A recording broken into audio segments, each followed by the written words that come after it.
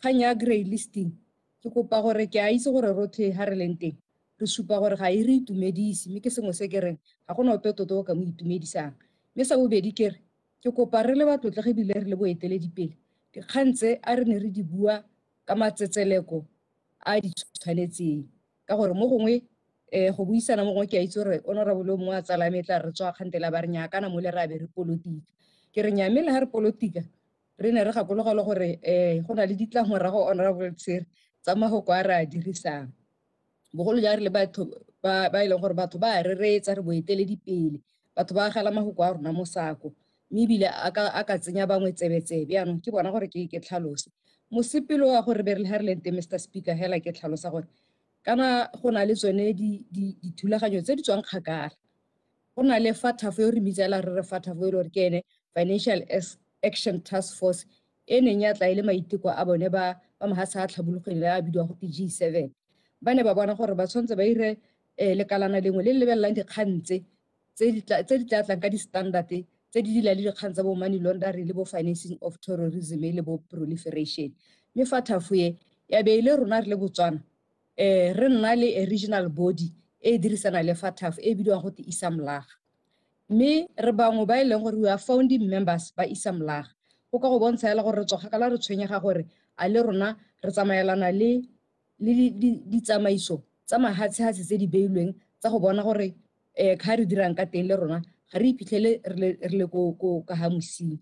mme ke ne ke ntse ke tlhalosa gore no ga irwa ditshekatsheko mo dingwageng tse neng tse di heta mme mo ditshekatshekong tse ya bogelo ke ya 2018 ka October e ne e le gore ke yone e ne a re ga e lebeletswe ga bogote go na le dingwe tsa rona tse e leng gore ga re mo seemong kana seelo se se beilweng ke mahatshehatse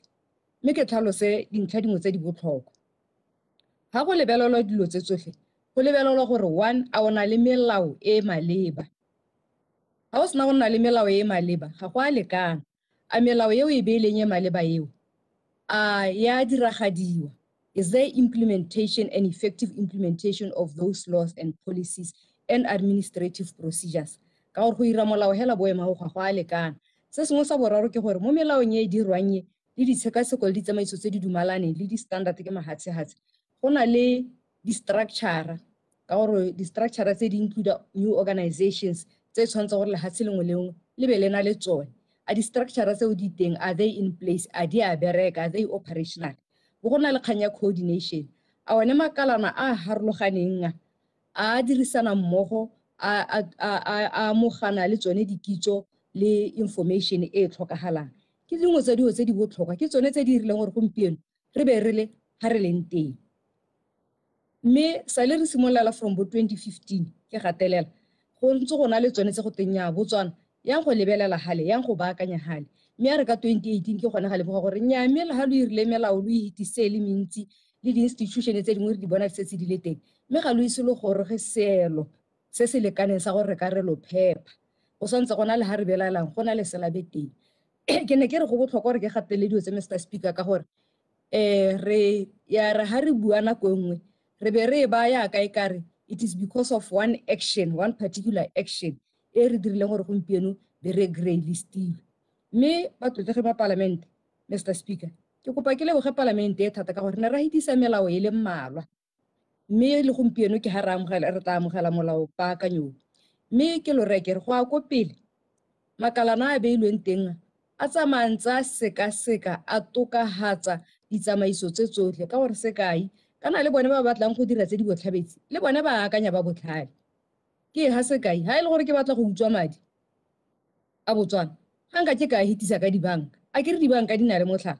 ke a go batla tsela tse dingwe tsa gore ke ka ntsha jang madi mo lehatsheng la Botswana go sena motlhala mo dibankeng jalo he manwenwe a na le ditsela tsa tsamang a di diragatsa mme le melao le yone go raya gore e tsamaye e ntse e tokahadiwa le ditsamaiso di tokahadiwa gore re ikemisetse re emelelane le yone matlhajana a ba botlhale ba a dirang ka jalo he batlotlege re tla tswelela re ntse re tlisa dipaakanyo tsa melao re tla tswela re ntse re tokahatsa di-policy re tla tswela re ntse re tokahatsa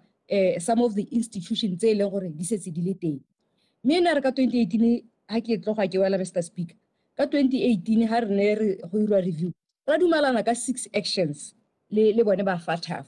di-action tseo ke tse di tsenyang bo risk and coordination gone go bona gore a bo legal person ba teng, legal arrangement di teng, batho ba dirisana jang. E nngwe ya nna ya supervision and enforcement gore kana go na le makalana a e leng gore the regulatory authorities kana bodies a mme makalana a ba eteletseng pele le dikgwebo le mekgatlho ka gore go include bo dikoporasi, go include di-society le tse dingwe tse a ba diragatsa supervision e lekaneng e maleba ba ka kgona go bona tse di leng botlhabetsi ga di le teng. Ga bo go nna le yone analysis and dissemination of financial intelligence and use of financial intelligence a re kgona gore re nne le dikitso tsa go lebela ko pele gore go ka nna tse di botlhabetsi tsa the financial information mme ebile re kgona go di amogana le ba bangwe. Terrorist financing investigation a ha go na le dingwe tse re di belaelang a re kgona go dira ditlhotlhomiso be re tsaya dikgato tse di maleba. Tsa bogelo tse pedi ke tse di tsamaelana le United Nations Security Council resolutions tse di buang ka financial ke kopa clarification nyana nyenyane hela e tla ke wela hape la utlwa. Okay, tla ke hita ka tse pedi tsa bobedi di-action tsa bogelo ke tse di buang ka United Nations Security Council resolutions tse di buang ka targeted financial sanctions on terrorist property le related proliferation financing. Ya sengwe se se botlhokwa mo go tsone tse dingwe tse ke gone gore go na le di-list for example tse di nnang di ntshiwa gote lo bone batho bao tlholang ka ko gore ga ba heta ko go lona mme ga bo go tlhokagala gore le rona a ha re neelwe di-list tse di ntseng jalo a re kgona go ya go tlhotlhomisa be re dira se se maleba ka nako e beilweng ya 24 hours ke tse dingwe tse di botlhokwa mme se gape ne sa re tlama gore re ire makalana a bidiwa bo counter terrorism analysis and fusion center a e leng gore re le Botswana le rona re sa tswa go dira gore a nne teng a ba tsene mo tirisong. Mme se se diragalang gape ke gore mo ngwageng go na le nako e leng gore re nna re ise di-report-o ko makaleng a one bo FATF gore ba lebelele mme go heta report re be re yaanong go nna le di-face to face meeting le di-assessment jaaka mo bekeng ene re tswa mo gone go ne go na le assessment ya ba FATF ba tlile go bona gore di-report-o tse re di kwalang le dipuisano tse ntse re di buisana re ba bolelela gore re tokagaditse ga kae, re baakantse ga kae, go tlhaela ga kae, ba tle go bona ba sekaseke ba rurihatse gore tse re di ba bolelelang ka di-report-o ke boammaaruri di a diragala. Mr. Speaker, tla ke tseye clarification ka Honorable Hikwa. ke a leboga motsamaisa dipuisano tsa parliament, ke a leboga tona. Clarification e ke batla ke e amana le know your customer provision, bogolo jang ha batho ba kwadisang dikarata tsa bo Orange Money, bo Semega, tsone tseo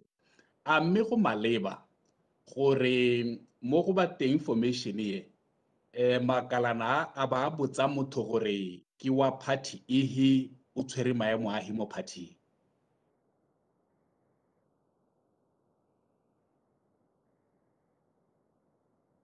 Mr. Speaker.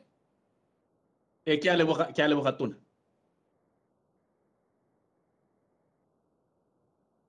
Mr. Speaker, erra e rile ya la botsa potso a teng ka kono ke be ke re ke gakgametse ke gakgamalala gore rotlhe re itse botlhokwa jwa gore re ire yone know your customer kana KYC mme go a gakgamatsa mototlege ha ile gore go na le mongwe o dirang jalo ga ke itse gore ke tsamaiso ebile ga ke itse gore se se tlabe se gotlhile motho gore ye go botsa motho bo di-party le tse dingwe ya be tlabe e le di mme le gale a re tle re buya ka ko ntshebetse gore re tlhotlhomisa a ile gore dilo dingwe di sokame re di baakanye. It will take all of us le ha tsheleke la rona gore re baakanye dilo dingwe le ditsamaiso dingwe ha ile gore di dule mo tsamaisong e lolameng. Mme gape Mr. Speaker, jaaka re tswela re ntse re ipaakanya re baakanya le ka re dirang ka teng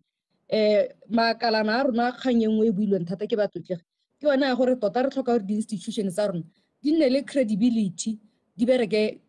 with integrity. Ke dumalana le lona ga ke dumele gona le po ka ganang mme re tla tswela re ntse re di lebelela bone bo fia gore re ba nonotshe ha re tlhoka gore re ba nonotshe teng re ba neele ditsompelo tse ba di tlhokang go baakanya. Mme gape ke hete ka Mr. Speaker ya gore se sengwe se ba ne re ka re saletse ko morago ka sone ko Financial Intelligence Agency e ne e le gone gore ne re saletse re sa kgona go tsena mo go bidiwang go te the Egmont Group of Financial Intelligence Units ka gore go ne go na le dilo dingwe tse ne ba tlhoka gore e ka re ba ka re letlelela gore re joine le kalana la bone re be re setse re di dirile. Mme I'm happy to inform this honorable house, Mr. Speaker, gore ka July jaana FIA has been admitted gore le bone e nne membera se se tla ba thusa gore ba kgone go exchange information le di-intelligence agency tse dingwe ba kgone go thusana, even including sharing experiences and even helping each other in terms of capacity building. Mme e nngwe ya batlotlegi ba e buileng ebile ke dumalana le yone ke gore go tsaya dikgang tse dingwe tse ke dilo tse re sa di tlwaelang, dilo dingwe re a ithuta. Re tshwanetse re rute motswana tota mo go tseneletseng public education, re intensify public awareness and education gore motswana a tlhaloganye gore tota ga te dilo tse re bua ka bo financing ya terrorism re bua ka eng. Ha o ya ka honorable ana a bua bo KYC ditshwanelo tsa go ke eng o tshwanetse o tlhaloganye information ha e tswa mo go wena e tshwanetse go tsawa ka tsela e ntseng jang. Ke a tlhomamisa Mr. Speaker gore re tla e lebelela re le lephata le lone tota le kana la fia gore ke sengwe se re se dirang mo go tseneletseng go botlhokwa thata gore re bo dire. Mme gape ke a itama gore re tla tswela re ntse re lolopodisa batlotlegi le batswana gore re tsamaya ga kae mo kgang ya grade listing. Diphuthego tse ne re di tsene last week le go phuthile makalana a otlhe go tsile bone ba ICGR group go tla go lebelela, mme ha re buisana le bone ka gore ga ka ke ra itse go itlhela October Mr. Speaker. Ka October ke gone ba go kopanang ba submita report bo ba buisana bo ba re ha maduo a gore a botswana o ka ntshiwa mo grade listing. Mme la mo dipuisanong ya rona tla ke re nyame go a sologetsa Mr. Speaker, mme re tla tswela re dira mo go tshwanetse le rona re le botswana gore re ska ra salla ko morago gore le tse dingwe tse di tlang go a ko pele tse re tshwanetse re di baakanya re tla tswela re ntse re di baakanya le go di tokagatsa Mr. Speaker. Ka mo go kwa kalo tla ke lebogeng thata ke monokeng ya lona batlotlegi le go bolotlhe le dumela gore molao kakanyetso o tshwanetse o amogelwe ke palamente. Ke re Mr. Speaker, I beg to move that the Financial Intelligence Amendment Bill 2021, Bill number 26 of 2021, be read a second time. I thank you, Mr. Speaker. Thank you, Minister. Members, order. The question is that the Financial Intelligence Amendment Bill 2021, the number 26 of 2021, be read a second time.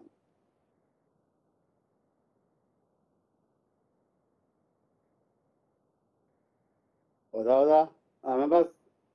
the question is that the Financial Intelligence Amendment Bill 2021, the number 26 of 2021, be read a second time. As many as of that opinion say aye. Aye. Aye. Aye. Aye. Aye. Aye. Aye. On the contrary, say no. Aye. Aye. I think the ayes have it. The ayes have it. When for committee, Minister? Later date, Mr. Speaker. Later date. Thank you very much. Move on to the next.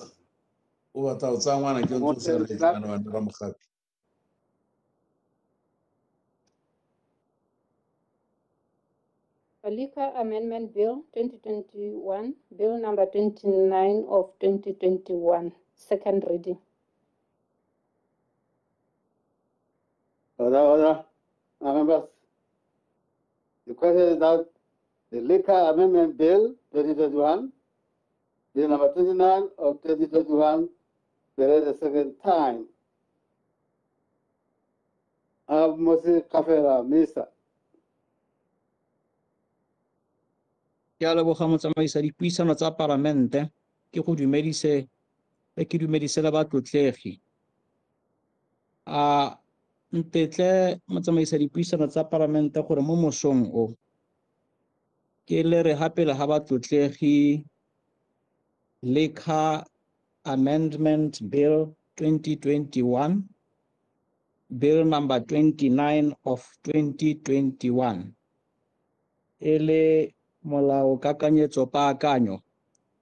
wa molawana o e leng gore o laola kgwebo ya bjalwa mo go se sebaka se. Mme ke re ke supegela ko tshimologong gore ke amogetse dikgakololo go tswa mo batlotleging ka go harologana. Nngwe ya dilo tse e leng gore ke a go di kopa motsamaisa dipuisano tsa Palamente ha ntse re ya ke gore dikatlholo tse nne re kile ra sekaseka gore re di oketse tlatle ke di tlogela ha di leng teng re sa di hetole. Mme ga ba ke re ke tsene mo kgangkgolo ya paakanyo e ke re re dikile re wetswe ke seru sa COVID-19 mme sa re bakela dikgwetlho di le dintsi di harologana segolo ya mo mogameng o e leng gore o tsamaisana le kgwebo ya thekiso ya bjalwa. Go ne ga simololwa ga thibelwa kgwebo ya bjalwa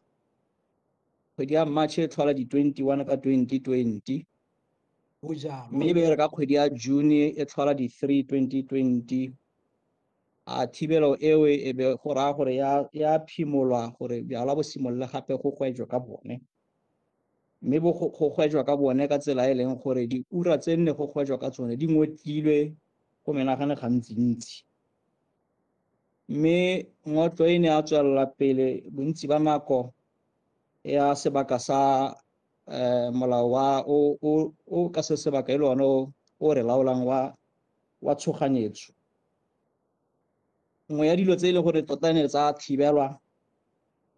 ke gore go na ga thibelwa thekiso ya bjalwa gotlhelele e bua ka nako ga go ise go upliftiwe thibelo eo. Go na ga tsenngwa di-oura tse e leng gore yaka ke tlhalosa tse di ngotlilweng go menagane gantsi-ntsi tsa gore bjalwa bo rekisiwa. Go ne ga tswalwa di-club, ga tswalwa di-discotheque mme e be go helela e le gore le tsona le diteseletso tsa nama o tshwere, nama o rekisa bjalwa ka nakwana le tsone or temporary liquor licenses le tsone be go raya gore ga di tle di neelwa. Go ne ga kotjwa gore a bjalwa bo nwelwe kwa ntle ga ko bo rekisetswang teng mme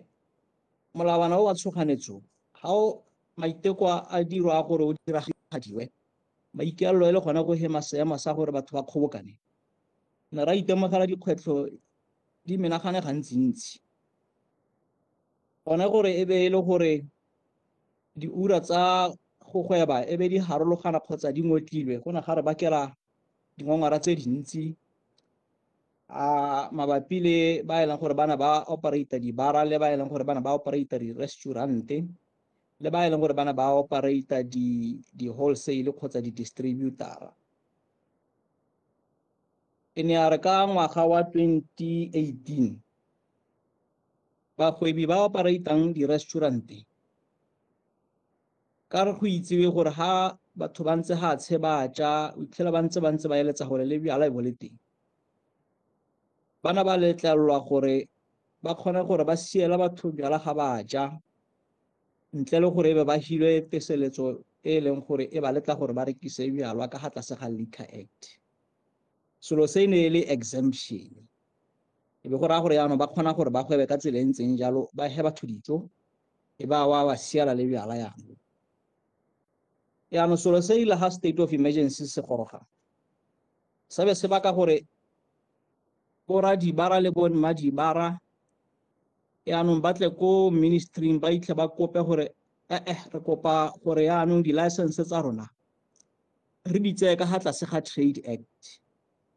gone gore le rona re tletle yaanong re kgone gore re nne exempt re rekise dijo e be re rekisa le bjalwa. Bana ba rona e be go raya gore ba ga baikopedi ba di-license ka bontsi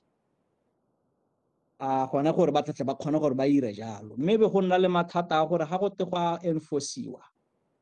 go nna le mathata ka gore bjala bo ne bo tswalela ka nako e mme dijo tsone di tswelela pele di tsewa e be go raya gore go nna le bothata ba gore bangwe ba bagwebi ba rona ga santse ba sa lejwa e be e le gore nya ba hitisa le one nako e bjala bo ka nowang ka yone mme ba iphitlhile ka monwana gore nya go a jewa go tswa dijo e be go raya gore ano seemo se se re bakela mathata a enforcement a tlhatlhaganeng go le gantsi-ntsi. Selo se se ne sa re bakela gore dikgobokano le tsone di nne dintsi sa re bakela gore e be e le gore batho ba kgobokana ko e leng gore go tswa teng yaanong ba kgobokana ko ntle yaanong ba kgobokantswe ke bjalwa ga ba tsamaye dilo tse e be le gore di re bakela kgotla magare ga badiragatsi ba molao le ba e leng gore tota hela ba mo thulaganyong ya gore ba nwe bjalwa. Mme selo se se ne se re bakela mathata a gore le ba e leng gore ba romile gore nne bona ba ba laolang dikgwebo tse ka tota hela taodi ya tsone e ko di-counseleng. Ra be re itemogela gore le bone ba maoto a tshupa ba bonya go tsibogela diemo tse go go raya gore tota hela dithulaganyo tse e leng gore puso ya di leka ya go thibela dikgobokano ga di diragadiwe. Yaanong ke ka moo tota hela molao kakanyetso paakanyo o selo sa ntlha mme ke ise ke wele ke tlhalose gore di-distributor le di-wholesalers le tsone ne di re bakela gore monwe a bjala a itsenne mo te a itlhabo a ithekele ka gona gore nne isa batle gore a tle ka teseletso epe a ithekela a go inwela. Mme selo se be se baka gore borra le bonma di bara ba e leng gore tota ke gone go tshwantseng gore go rekwe teng go nwe teng ba iphitlhela le gore ga ba tle ba na le di-customer tsa bone di helela ko di-wholesaling. Yaanong se se tota hela se ba madirelo a bona ka ga mosing ka gona gore di-wholesale distributor kana ba rekisa ka tlhwatlhwa e ko tlasenyana. E be go raya gore yaanong batswana anong ba ithekela ko ga ba tle bano ba ko dibareng tseo ba dirisa dibara tseo. Se gape se ne se re supegetsa gore ga go na le molawana wa tshoganyetso batsadi ka bontsi bana batla go reka bjala ba sena diteseletso tsa go gweba ka bone. Mme ka gore ga gona sepe se se ba patikang gore ba ntshe teseletso ga ba reka mo wholesaling be ba bo reka ka mmetela be ba kgona gore ka nako e leng gore bjala bo tswaletswe e be le gore ra iponna gore mme tota hela bo a nowa go tswala mo ga go thuse ka sepe ka boteng bo mo diatleng tsa batho ba e leng gore ga ba na diteseletso tsa go gweba ka bone. Mme ke ho yaanong ba noa le ba e leng gore ke borra le bomma dipoto le bona anong ke bao dikhotora di bona koo. Mme hela e le gore ba kgonne gore ba nne le tsone ka gore ba kgona gore ba itsenne mo wholesale ba di ithekela ba sena patelesego ya gore ba supa teseletso ya go gweba ka bjala. Yaanong molao kakanyetso o tota hela o reella gona gore nnyaa ba ga go pele ga gona opo tlotlheng a letlelelwa ga batho le ka nkatla ka kopo e ga gona opo tlotlheng a letlelelwa gore yaanong ba tsena mo madirelong a wholesale kgotsa a distributor a ba ithekela bjalwa a sena teseletso ya go gweba ka bone. Go tlhegeng ga molao le gore la o dumela ba go reka hela ba e leng gore ba na le teseletso ba na le di-license ba reka ba isa ko madirelong a bone. Yaanong ke yone kopo kgolo e leng gore ke ne ke beile pele ga batlotlegi gore ba tlatle ba e sekaseke. Mme e nngwe yaka le bone gore pampiri e ke le e beileng pele e khutshwanyana e nngwe tota e leng gore ra e kopa ke gona gore ga seemo se ka goroga ka gore tota ministera wa trade diemo tse tsa gore ga go na le seemo sa bolwetse se sa male ga tshelotlhe o ntse a sena dithata tsa gore ga se nna teng mme go tlhokagala gore a tsenye lebogo a kgone gore a le tsenye. Yaanong re kopa gore go nna le tsetlana e leng gore ga go nna ba botsogo ba supa gore o kare ba bona o kare lerolo la tsia ke le la goroga le tlhoka gore batho ba seka ba kgobokana mme le gore go papame gore go le gantsi ba kgobokanngwa ke bjalwa e le nngwe ya dilo tse di kgobokanyang batho. Go letlelesege gore tona wa papadi peeletso le madirelo a kgone gore ga e le gore o kuetswe mokgosi ke ministry wa botsogo a kgone gore a nne le dithata tsa gore le ena a tseye dikgato tsa gore a laole gore ga tshelotlhe ga e le gore go a tlhokagala gore go laolesege gore bjala bonwe ka tsela e ntseng jang. Nngwe ya tsone e le gone gore nya a laele gore bonwele ko lapeng e be e le gore wa letlwa gore a ntshe ditaela tsa mohuta o ntseng jalo mme re ga e le gore nwelo ko lapeng le one ga e tlise maduo ga go tlhokagala gore ba kopa gore nya anong go tswalwe ga tshelotlhe e be e le gore o na le dithata tse tsa gore a tswale batsadi batlotlegi yaanong ne ke re dipaakanyo ke tsona tse e leng gore ne ke re ke supe ke yone ya dikatlholo e bana ba lona ka leitse gore ke ba eteletse mo lephateng tota bana ba kopile gore ba itemogetse gore melato e ne e le mentsi ya banwi ba bjalwa le barekisi ba bone ba kopa gore a dikatlholo di okediwe gona go hokotsa gore melato e seka ya nna ya e runya kgapetsa-kgapetsa mme ne ka nna hatshe le bone ka suga diatla ka ba lebisa gore nya batsadi molao ka mo sebaka se wa re ga o tshwere o le gore o nwela ga go sa nweleng teng kgotsa o nta motho a nwela madirelong ka gantle ga madirelo a go kgotsa e le gore o morekisi mme go sa nwele go wena yaka bottle store bo mo ntana go dikatlholo tsa teng ntse e le gore ga kwa e heta dikete di le 5 tsa dipula e le go lefisiwa mo dira molatong ga o ka ke wa isa motho kgolegelong dingwaga dikgwedi tse di hetang tse 6 mme ka ba botsa gore mme gone ope motswana o teo kile a tlhola bo 5 years kgotsa iswa kgolegelong mme ba tlhalosa gore nya tona nna ga re ntse re utlwa ko dikgaolong ka tota dikhansele ke tsone tse di laolang dilo tse o ka re ba ntse ba pegwa bo ma 1000 pula ma 1.5 kgolegelo yone ga re itse mme ra be re dumalana gore nya bagaetsho o ka re ga re ise re exhauste the deterrent effect ya molao ya ka o ntse ga e le gore ga re ise re exhauste re tsa hela gore go premature gore e be ra go ba tlotlegeng ra go ba kopa gore ba enhance the ceiling kana ke ceiling e reng ga o kwa heta bokana ga wa tlhola motho mme ke tlhalosa gore ga go na le molato go tlhokagala gore o tsibogela ka go tlisa tse di bidiwang go te di-minimum sentence ya ka molao ba nne re dira ka melato ya thobalano o tsenya di-minimum sentence gore modiragatsi wa molao a itse gore ga a letlelele go a tlhola ko tlase ga selo se molao ga e le gore o gagamadiwa ka tsela e ntseng jalo ga o gagamadiwe ka go ba ceiling ore ga kwa tlola bokana yaanong mme hela ba ntumela ba re nya gona ministera ga re dumele gore re exhaustile the deterrent effect ya molao go tla tshwana gore re exhauste pele ra go ba tlotlegeng ke le begelele up front gore eo paakanyo I'm going to abandon it gore e tswelele pele le ga e leng teng mme ke tla e dira at committee stage mme ka kalo motsamaisa dipuisano tsa palamente ke re ke sutise gape le ga batlotlegi gore molao kakanyetso paakanyo o batlotlegi ba amogele gore o balwe e le la bobedi mo ntlong e mme ke re ke lebogela theetso ya batlotlegi motsamaisa dipuisano tsa palamente ke go lebogile go menagane gantsi ke eme.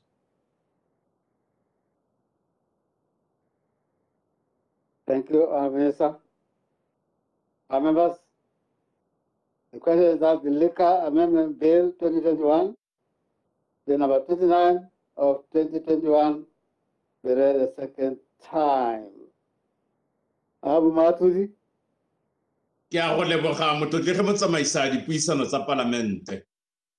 Good morning, Mr. Speaker. Le nyena batlotlegi ma palamente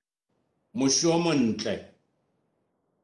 Ke a go utlwa motlotlegi Raitshotona wa tsa kgwebo papadi le madirelo. Ke ne ke go shakgaletse hela thata mme o nkatetse tukwana mo ganong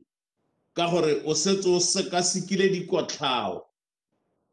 Ke ne ke go shakgaletse ka tsone mme ke tata ga go tsone malantlhaela ke go kaetse motlotlegi Raitshotona wa papadi madirelo le kgwebo gore ke dumalana le wena gore borakgwebo ba tshwanetse ba reke ko di wholesale rona ke rona re tlhamalele ko go bora dibara re ska ra ko wholesale gore kgwebo tsa bone di tle di tshele bontsi ja borakgwebo le bommakgwebo ba lehatshe la rona motlotlegi motsamaisa dipuisano tsa palamente ke batho ke dikgwebo tse di potlana ke motlogolo wa batho bo rang Shaka Shokwe ba bina Chibelo ha ba bua ba na le puo ya ba e buang ba re tija kodwa pasisila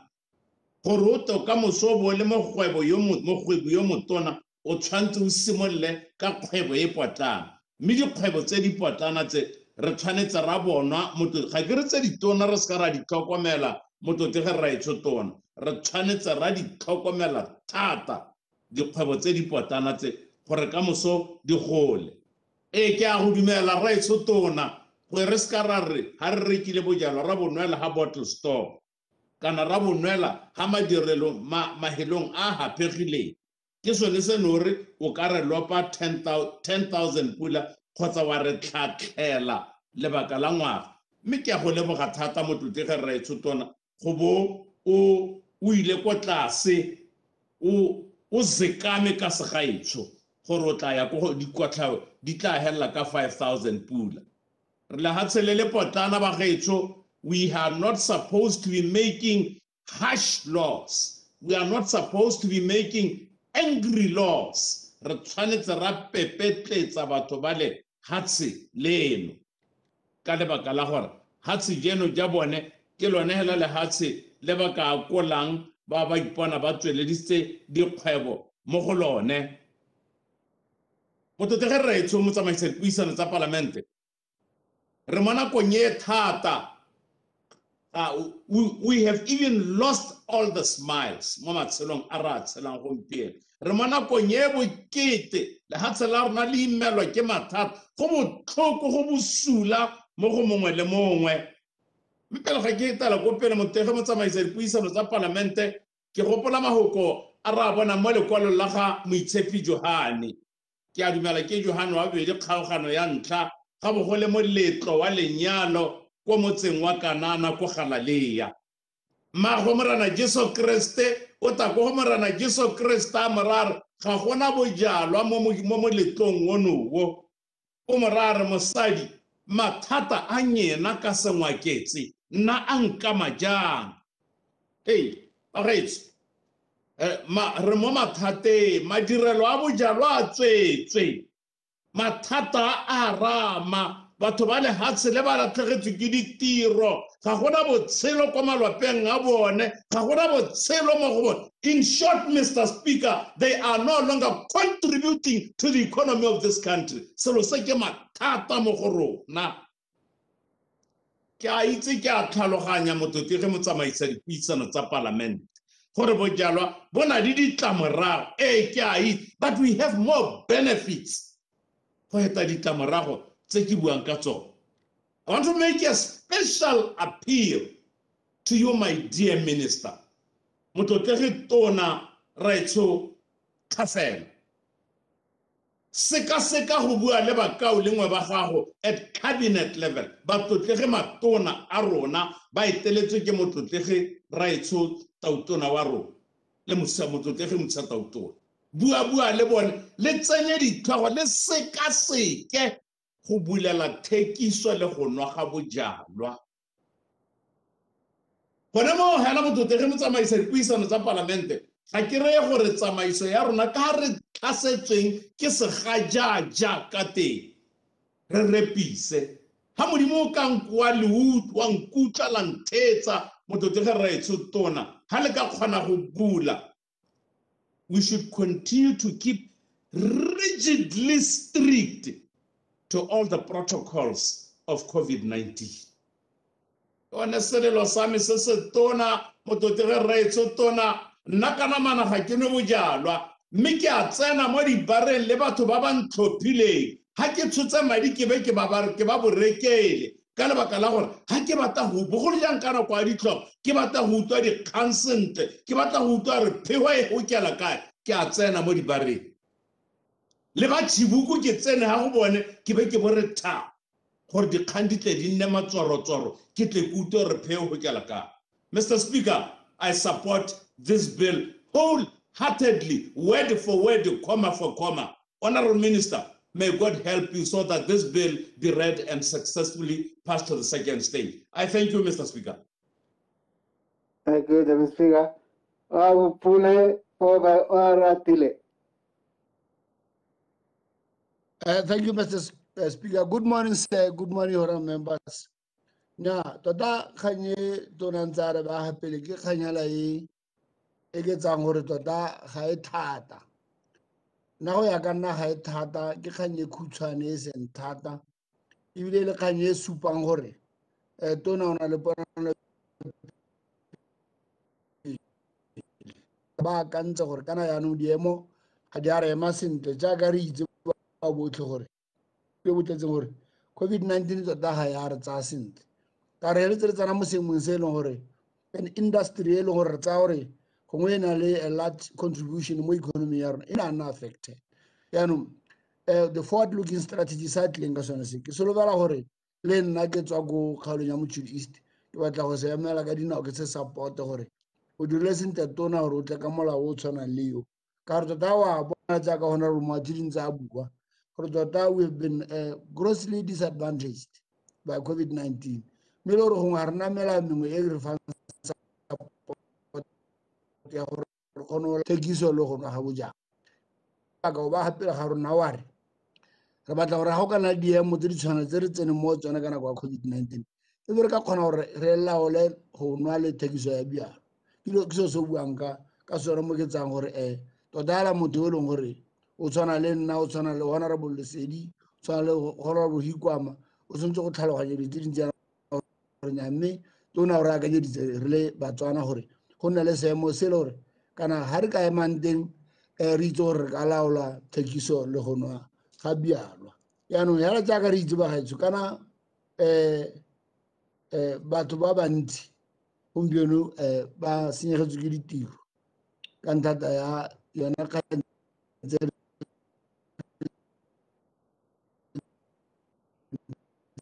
di bua ka tsona tse rre Moatshedi tsa bua ka tsona go hirwa bomme tse di tswa engwe ntse ke bala kgantele e tswa ko Ministry of Finance e supang gore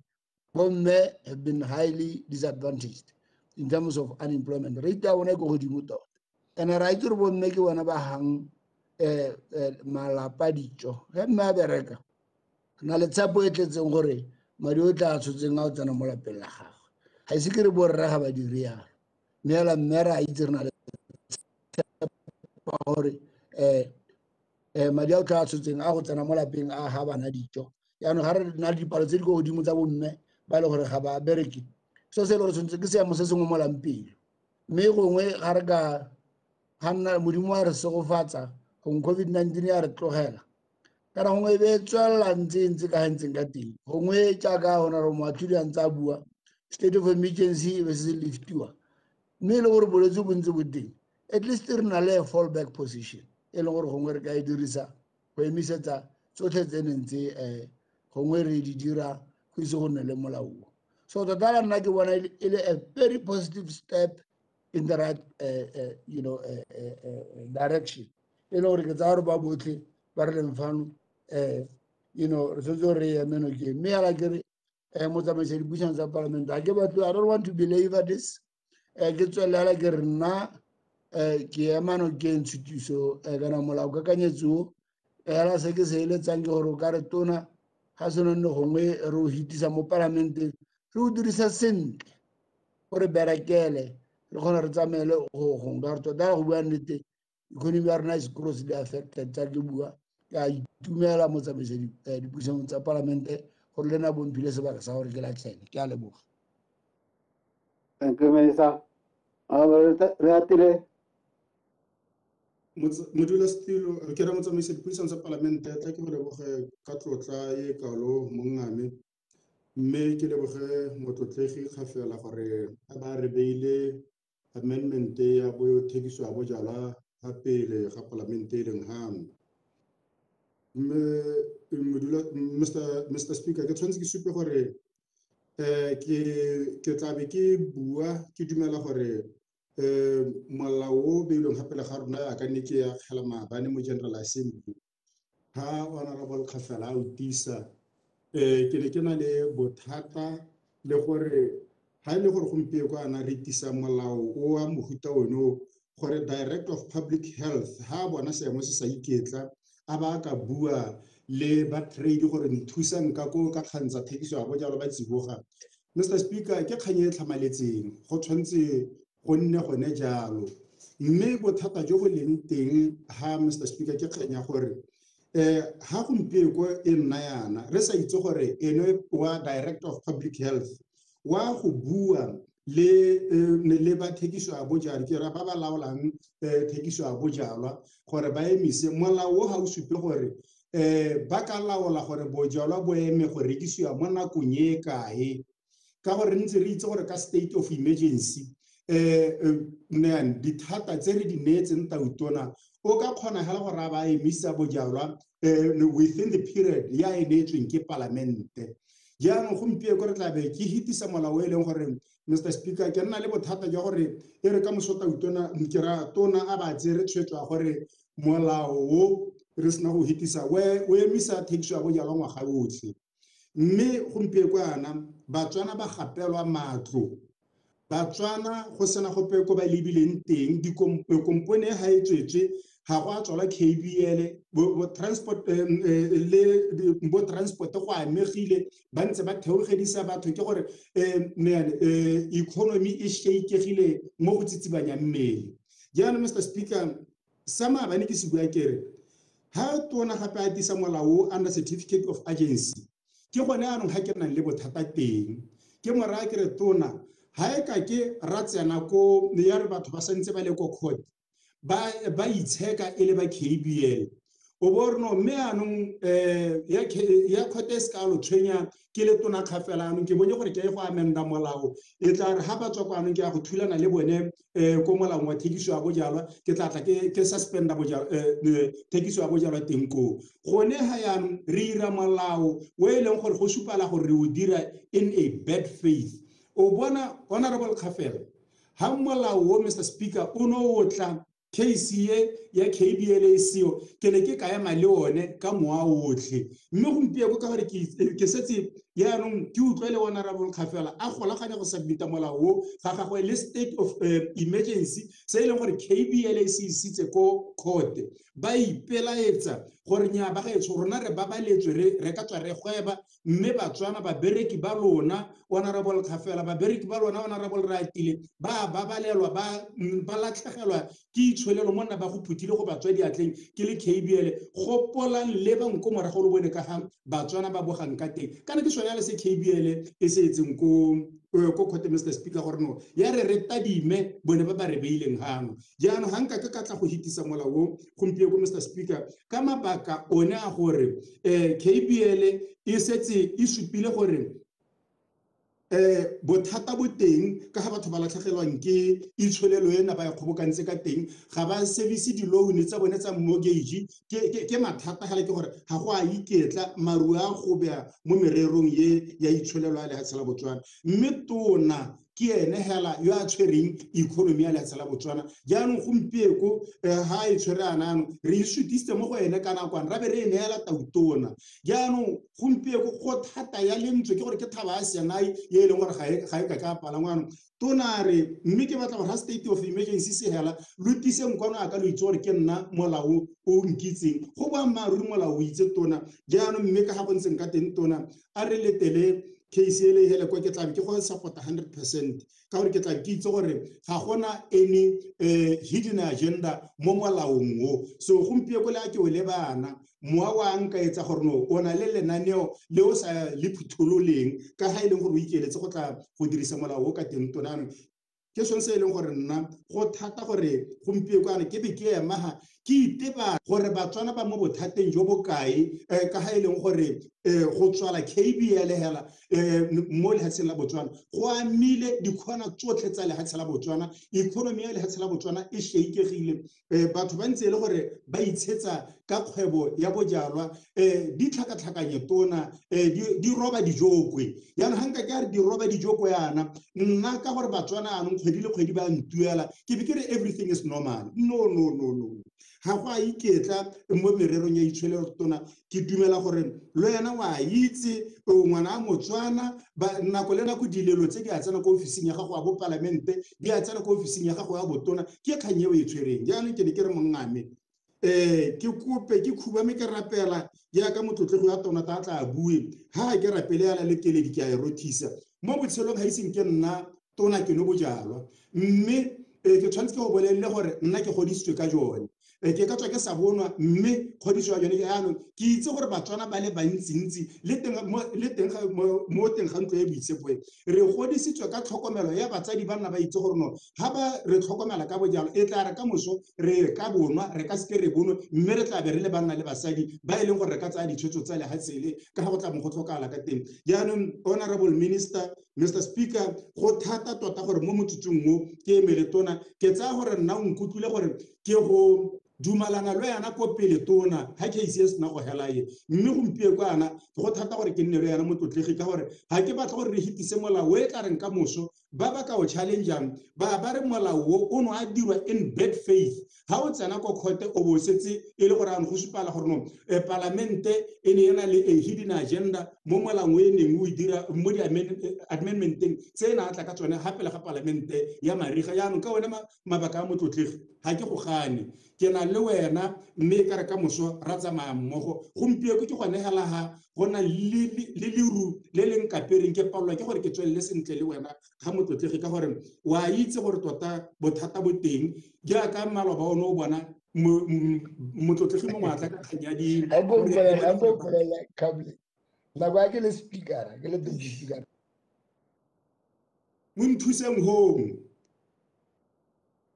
jaanong o no bona ha Mr. Speaker gore ha mongwe maloba ana a tla ka kganya di-pension ha e ne e le gore pension tsa ne e le gore batswana re kgonne go ba rebola gore ba tseye sengwe matlo a ba latlhegelang ba kgonne go casha mo di-pensioneng tsa bone ba sireletsa matlo gompieko bana ga bana ga ba robalang teng ka mabaka a gore anong dibanka di batla madi ano di tsaya one matlo a e leng gore ba kaulengwe bana ba rekile ano ke gore go thata ya lentswe motlotlegi anong go nna jaaka e rile nako ga re ira state of emergency ra sologetsa batswana gore ga gona ope o tla latlhegelwang ke tiro jaanong ka re nne re ba sa tla matlhong ka gore tiro di batswa ka phatlha tsa menwana ka mmetela mokgatla so le yena wa itse le yena wa bona jaanong gompieko nne ke kopa ke ikokobeditse gore morena a ba etele bana botlhe ba lehihi lesedi le ba tšhabele ka bophara jwa lehatshe ke a leboga motsamaisi dipuisano tsa Amemba. Amarkhon. Danke motsamaisa dipuisano tsa parlamente gore o mpha sebaka se gore ke la thele mahoko a le mabedi a le mararo mo sutisenyo e re beileng ga pele ya go baakanya molao wa thekiso wa bojalwa mme ke tlhamallegela ke re go botlhokwa thata dipaakanyo tse di thamaletse mme ebile ga ke bone di tshwanetse gore di ntshe gope bana ba pheo nna ke tsaya gore di siame gore le ka gore re baakanye seemo gore sone se tswele ya ka ga se ntse sentle bogolosegolo ke ratile yone paakanyo e ya ntlha e ya gore tota barekisi ba bojalwa e tshwanetse go nna ba e leng gore ba letleletswe ka ga molaong ba ile di-license gore ba rekise lobaka la teng e le gone gore re a itse kana gone gore go na le ba ba bo dirang go bo go nna le ba re ba bitsa di-manufacturers e be go nna le ba ba boanamisang le lehatshe lotlhe ka kakaretso distributors and the wholesalers mme be go nna le ba bohelo ba e leng goreng ke ba di-retailers ba e le gore ke bona ba bo rekisang go botlhokwa gone gore yaanong bo tsamaye ka yone thulaganyo yone eo ya modiri o bo dirang yo bo phatlalatsang le o bo rekisang ba ba bonwang ba ye go bo reka straight la ko e leng gore go leteletswe teng gore ba ye go bo reka ba bonole gone ko kry-a re ke ntlha e botlhokwa thata e leng gore mme go setse anong go tlhakatlhakanya re sa itse gate go iragala ka tselentsang o kgona motho hela gore a tswa ye go bo reka ko bo irwang teng a ta go bonwa yo mongwe a go bo reka ko di-wholesale a ta go bona ditsela tsa gagwe mme gongwe e be e gore a gore anong ene bora dibara le bomma dibara ba ne ba tshwanetse gore ba rekisa ba bega ka ga mosing ba bega ka mosing ka gore bone ba leteletswe ka ga molaong ba go duela di-license mme anong ga e le gore ba bo reka hela e be ba bona straight ga go nne sentle ba tshwanetse gore ba duele di-rente ba e leng gore ba hirisitse ba tshwanetse gore ba duele babereki ka gore ba hirile batho gone go botlhokwa ela thata anong tona gore e bo o irile dipaakanyo tsone tse ke re ra ke go leboge nna rena di sa le dintshwentse ke go lebogele lephata la gago gore e be le tere tshwetso ya gore le baakanye dilo tse di tlhamalle ba ba bonwang ba itse gore ba go bonwa ba bo reka kae ba ba bo rekisang le bone ba itse gore ba go bo rekisa ba bo tsaya ko kae ke tlhamatso molao hela o siameng sente o ke sa tsang gore ga ba tshwanela gore o nne le bana ba pheo mme re itumela gore o bo o dirile yang mme o itile ka tshutiso engwe ya bobedi ya gore bojalwa ga go na setse go na le seemo sa tshoganyetso gongwe bo se ka banola mo bo rekisediwang teng go boammaaruri ga molao o tla bo leta ka re tabele sa e tsamaisega ke selo se se botlhokwa gore le yone o tlhamaletsegela jalo mme gongwe ne ke re ke heta ka setana ya gore kana mmegoga o ithela ngo go sa itlhalose ka re ga gongwe motho o kgona go reka bojalwa a bo tsaya ke ra mo seemong sa tshoganyetso a ka ga molao o tla bo leta mpo ba botse go bateng ba laotse a mpo ba lekile go gakolola a reka bojalwa ga a bo rekang teng a ba tsamaya sekgelenyana gongwe sa about 5 meters 10 meters a ba nna hatshe a ba bona a ba rara ba ra morara ga ke mo jarateng ya gago a mpa tswa mo fensi ya ra ipata ka bana ga ke mo jarateng ya gago ke selo se ne se diragala le maloba ga re ntse re tabogile mo dikgaolong tsa rona ke selo se ne se le teng kere go la ga ngwe go gone go baakanyang ka gore go gope gongwe madibara le bona dibara ba toga ba go tsena mathateng go twe ke bone ba leteletseng batho go na le bojala gore molao o sekaseke go ya gore o ka dirwa ka tsela e ntseng jang o itsa gone gore ba se ka toganong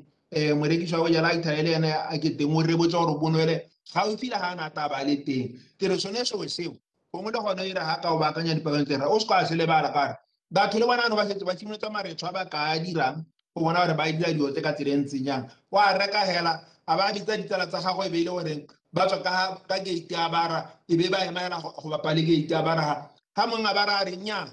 sitang o kana seemo se ntsang bangwe ra ba re nnyaa ga re mo jarateng ya gago wena le tswalela le tsa gago le nna ke re molao a ka go dirana o seke o itse one gore tiragatso ya one go na le dilo dingwe tse dikgabole tsa mohuta o tshwana le tsone tse dintsana mme ke bona o ka re o silent go gore tota go a tego ke ga gago ga go tswa ga kae go ema ga kae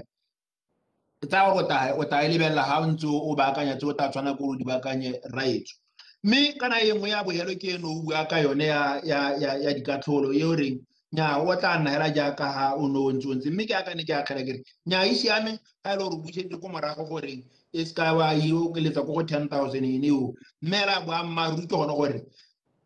thomamisa gone gore mo dira molato mo thulaganyo yone o ga ka e tota e ska toga la bohelo ithala gore ile ene ra bara wa mora wa re ke eno molato a tswa a simolato mme ke ne ke re gape mo e ke batlang go eta ka ene kana ya re ga e dira melao e re be re ikganeletsela thata mo go rekiseng ga bojalwa bo re tere o bitse re ke bojalwa ba sekgowa mo dibareng o ka re itlhokomolosa bojalwa ba Setswana mme kana bontsi ba batho ba lehatshe la Botswana ba go dikgaolong tse tsa rona tsa selegae tota le gone mo ditoropong mo dikgaolwaneng tse dingwe ba dira bojalwa ba Setswana mo ithelo ka re ga ba amege thata ba amega thata le ga go taka ga dikatlholong ampo ka go laoleng goreng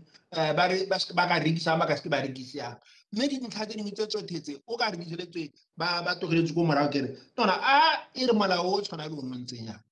ga re bua kana re ne re ba gopola ebile re bona gone goreng bone ba sireletsegile ka tsela e ntseng jang ka se ke se tlhomamisa ke batho ba ba boikobo bontsi ba bone ke batho ba reetsang molao maloba ga go no go emisiwa bojalwa gale bangwe ba ne ba lla sello sa garagaele le gore ba bidisitse ba gare ga go bidisa ba bangwe ba inetse mabele mme ke gore ba togelantsa e be gona ditshenyegelo tse di seng kana ka se re golo mo a re ne re go ela tlhokolo gone kana e skane ke tano re togela tsa rona tsa Setswana tse re tswang kgakala le tsone re be re itebaganya hela le tsa sekgowa a tsa Setswana tse di ne di tsena mo teng bangwe ba bone ne ba na ditshenyegelo tse di seng kana ka sepe ka lebaka la gore molao no o tlagela gone go mme o ithala le gone gore bontsi ba molao ya ka re dirang re remeletse thata re bone diphoso ampo re bone dikgoreletsi mo majalweng a sekgowa a Setswana diphoso di se kalo-kalo ke a ne re ga dira melao e tshwana le yone ntse yana le bone re ne re ba akaretsa go bona gore ba ka lebelelwa ka tsela e ntseng jang mme ga ke ya ko bohelong rra ke re hela kere molao nna ke a o amogela mme ke tsaya gore le ba kgaolo e ke ba emetsang mo lepong le bokone ba tla o amogela hela ya ka o tlana e be ba go diragatsa jaaka ga o tshwanetse gore o bo o diragadi mme ga ke heleletsa ke mne ke batla go ya ka mahoko a tona kere ra itse kana gore re mo seemong se se sa nnang sentle sa COVID-19 le tsone di-COVID protocol I know gore di a dictator goreng go dirwe se go se ka ga dirwa se ke re a ga ra goga raetso a ga go le ba ka goreng gongwe wena le bakalongwe ba gago le ba ba maleba le bona ba ofisi ya gago tota le sekaseke gore a mme go ka seke gongwe go bulwe ba te ba simolole ba bone gore ba rekisa ka tsela e ntseng jang ka gore tota bana ba bantsi ba boetse ko magaeng ditiro di senyegile ga gona se ba itshetsang ka sone ba bangwe ba ile gore ne ba hiritse tsone dibaratse ga gona se ba duelang dirente ka sone mme beng ba tsone ka re bone ba kolota ka ba di agile ka dikoloto ba batla madi mo go bone jaanong re ka bona madi ala ka go buila go bona goreng go to go nne le thekiso ke ra a go e sekaseke go bona gore o ila ka tseleng se yang go a lebega di-councele ka go harologana ga tsone di batla dituelo tsa di-license mme o ka bona di-license ala ka go rekisa yaanong ke re ke ba kopele raetso ke kope gore le ha bolwetse bo ntse jalo a go e sekaseke raetso gore a pulo e ka nna teng ke a leboga motsamaisi ya dipuisano Go, I'll test it. Or about Korea. Ya leboga mototegi mo tsamaisa dipuisano tsa palamente mma ke simolla rights go ka go gonela tota e go tshwanetseng ya go go dumedisa mo mosong ono mototegi mo tsamaisa dipuisano tsa palamente ga ke dumele ga ruri molao e le ka tsela nngwe ke ka tlhokang go ema nokeng ke tshwanna ke tshepise mototegi ga fela gore mogata gompieno o tile ka molao o nna ke le nosi ga ko o sekasekang o neng wa nna le tebelopele e tseneletseng mo go one ke selo se re se itseng re bile re se tlhaloganya re le batswana gore badiri ba bojalwa the manufacturers kana breweries ke bone basimolodisi ba nnotagi mme ga tlase ga bone go tsena di-distributors kana di-retailers go bo go a go tsena tsone dikgwebo tse e leng gore re le puso eno a lefatshe la Botswana re ne re tse tsone strictly ke tsa Batswana ke dibara le di-bottle store tsone tse di tshwaraganyeng le Motswana kana the consumer mme gone go dira jalo rra gore bangwe le bangwe ba nne le serwe mo yone cake ye gore the distributor a ska ba boa gape a nna morekisi the middleman kana the distributor le ene hela jalo e ska nna ene yo gape go boang go nwelwa mo go ene ka gore go dira jalo go atolosa mohamao gore o kgone go hira Batswana ba le bantsi mohamao o dira gore jaanong bodiredi bo nne bontsi ga mmogo le ditswampelo tse di dirisiwang mo mahelong ao ba le bantsi ba bone dikgwebo mo teng ke dingwe tsa dilo tse e leng gore nna ga ke leba ke bona go tshwanela gore go nne jaaka ga go ntse mme ke tshwanelo rra ya gore ha seemo se ntse jaana o bota ka molao e leng gore ke mathagolela tsela a gore ha re ka tshogana re nnile le seemo se se tshwanang le se irile mo ngwageng o nongwe hetao sa diragala se le gompieno re santse re ntse re le mo teng ga seiteo sa sone re be re na le ditsela tse dintsi tse e leng gore re ka hema state of emergency Ministry wa Trade ga mmogo le ba Ministry of Health go bo go na le tseo tse e leng gore ba ka di dira mme molao o ba leta gore ba ka di dira ba ka laola tseo tsotlhe tse e leng gore ka ga tshekatshekong ya rona e ka nna dingwe tsa dilo tse di dirang kgobokano e heteletseng e ka tsalang kamano ya mogare ke go lebogetse seo mogata gore e re ntswa no go lebega ekete go no go na le ketsaetsago ya gore na sepiti ke sa eng mme se teng ke go lebogetse seo mogata ke ratile tshetana e o neng wa ta ka yone rraetso ya gore a batho ba se ba nwela ga ba tshwanetseng go nwela teng mme wa ba atelwa ke temogo le bogakolodi sata mo go wena gore mme ko dikatholong o boele ko morago di ye go ema gone ga nne di ntse di le teng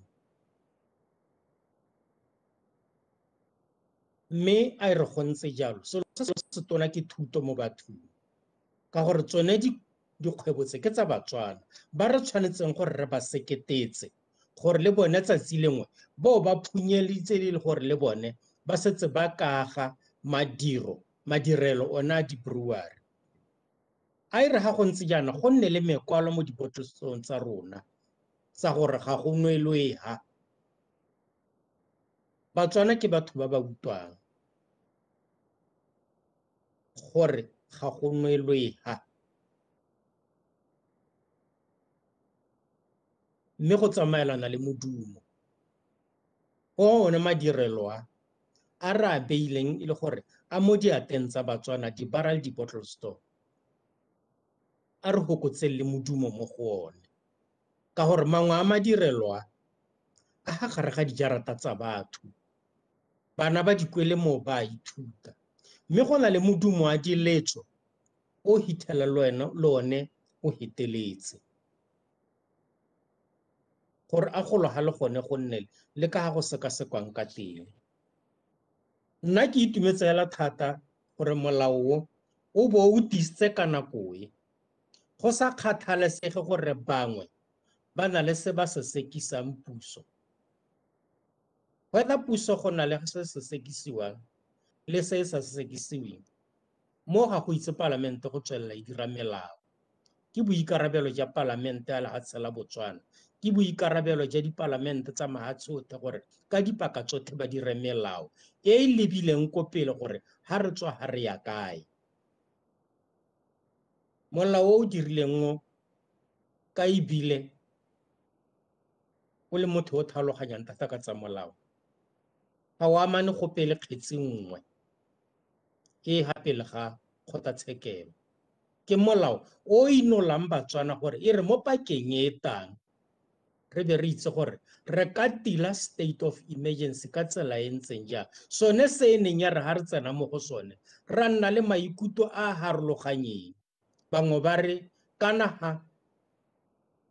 mongwe go batla go rate go busa le nosi tseo di hitile those are unpleasant things of the past mme ebile di tshupile ga e ne se boammaaruri batswana ke batho ba ba utlwang raetso mme nna ka ga o ba sekaseketseng ka teng ke lebogile hela thata gore a re seka ra ithagannela gore la ntlha re be re ka thaka dikatholo tse di ko godimo-dimo selo se se tona ke thuto mme tsone dikatholo tse ne di ntse di le teng tsele di ne di dirisiwa ka bonolo mme a di tswele di dirisiwa ka bonolo di seka tsata di le bogale mo batswaneng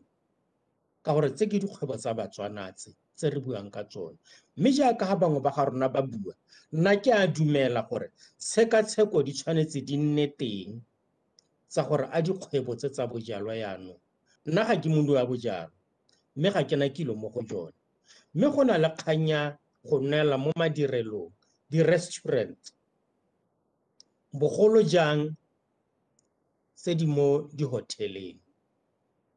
mo di-lodging right nna ka re a bojalo go letelelo gore bonowa because international le rona ba re sa nong bojalwa ga o santse o letetse dijo go ato re go sieleng it's either o ithopela go nwa coke kana o nwa passion fruit kana o nwa drink ipela e le ka nako ya o santse o le ga o tabo o ja mme go na le bao ba e leng gore ba tsa a glass of table wine a glass of table wine Thank you, Amisa. Thank you, Amisa. I will call Thank you. Ke a leboga Mr. Speaker me re dumedise batotege re dumedise lehatshe ka bophara. Mr. Speaker ha o reeditse tona a bua ka ha go gobileng ka mangole ka teng mo babereking ka ene gore ba se ka ba isa dikatolo tse ko godimo o ta o ipotsa gore a ke ene tona a ke te ke utlwe ha gongwe dikatolo tse tshwanang tse le tsa bo rape tse le tsa bo declaration of assets di le ko godimo yana mme a di totomatsa mo go maswe gore wo gompieno a banna a etetswe ke modimo a ko there ne re rapela gore le nako tse dingwe kana ke ene o tla itheleng a goga defense ya ko pele ya melao e mengwe e le gore o ka re batswana ga se bone sentle mme re tla re ipotsa gore gone mme ha dikatolo di akanyetswa gore di nne sethogo yalo kana di nne teng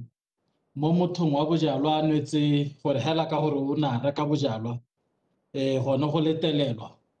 mme kana go sa letelelwe mme o ithala gore ha o tshwantshanya jone bojalwa le dijo go kgona go rekiwa go tsamaiwa go ikelwa ko loapego a go jewa gore gape bojalwa mathata a jone ke eng ha le jone le ha le dinako di le thata ya ka tsonetse gore bo ka rekwa ga iwa ko loapeng bo a go nalwa teng go tsenwa mo roomong ha motho a le mo lodging kana a le mo hoteleng a nwela bojalwa jwa gagwe mo roomong ya gagwe fela jaaka a kgona go tsaya dijo tsa gagwe a go di jela ko roomong ya gagwe clause ye 32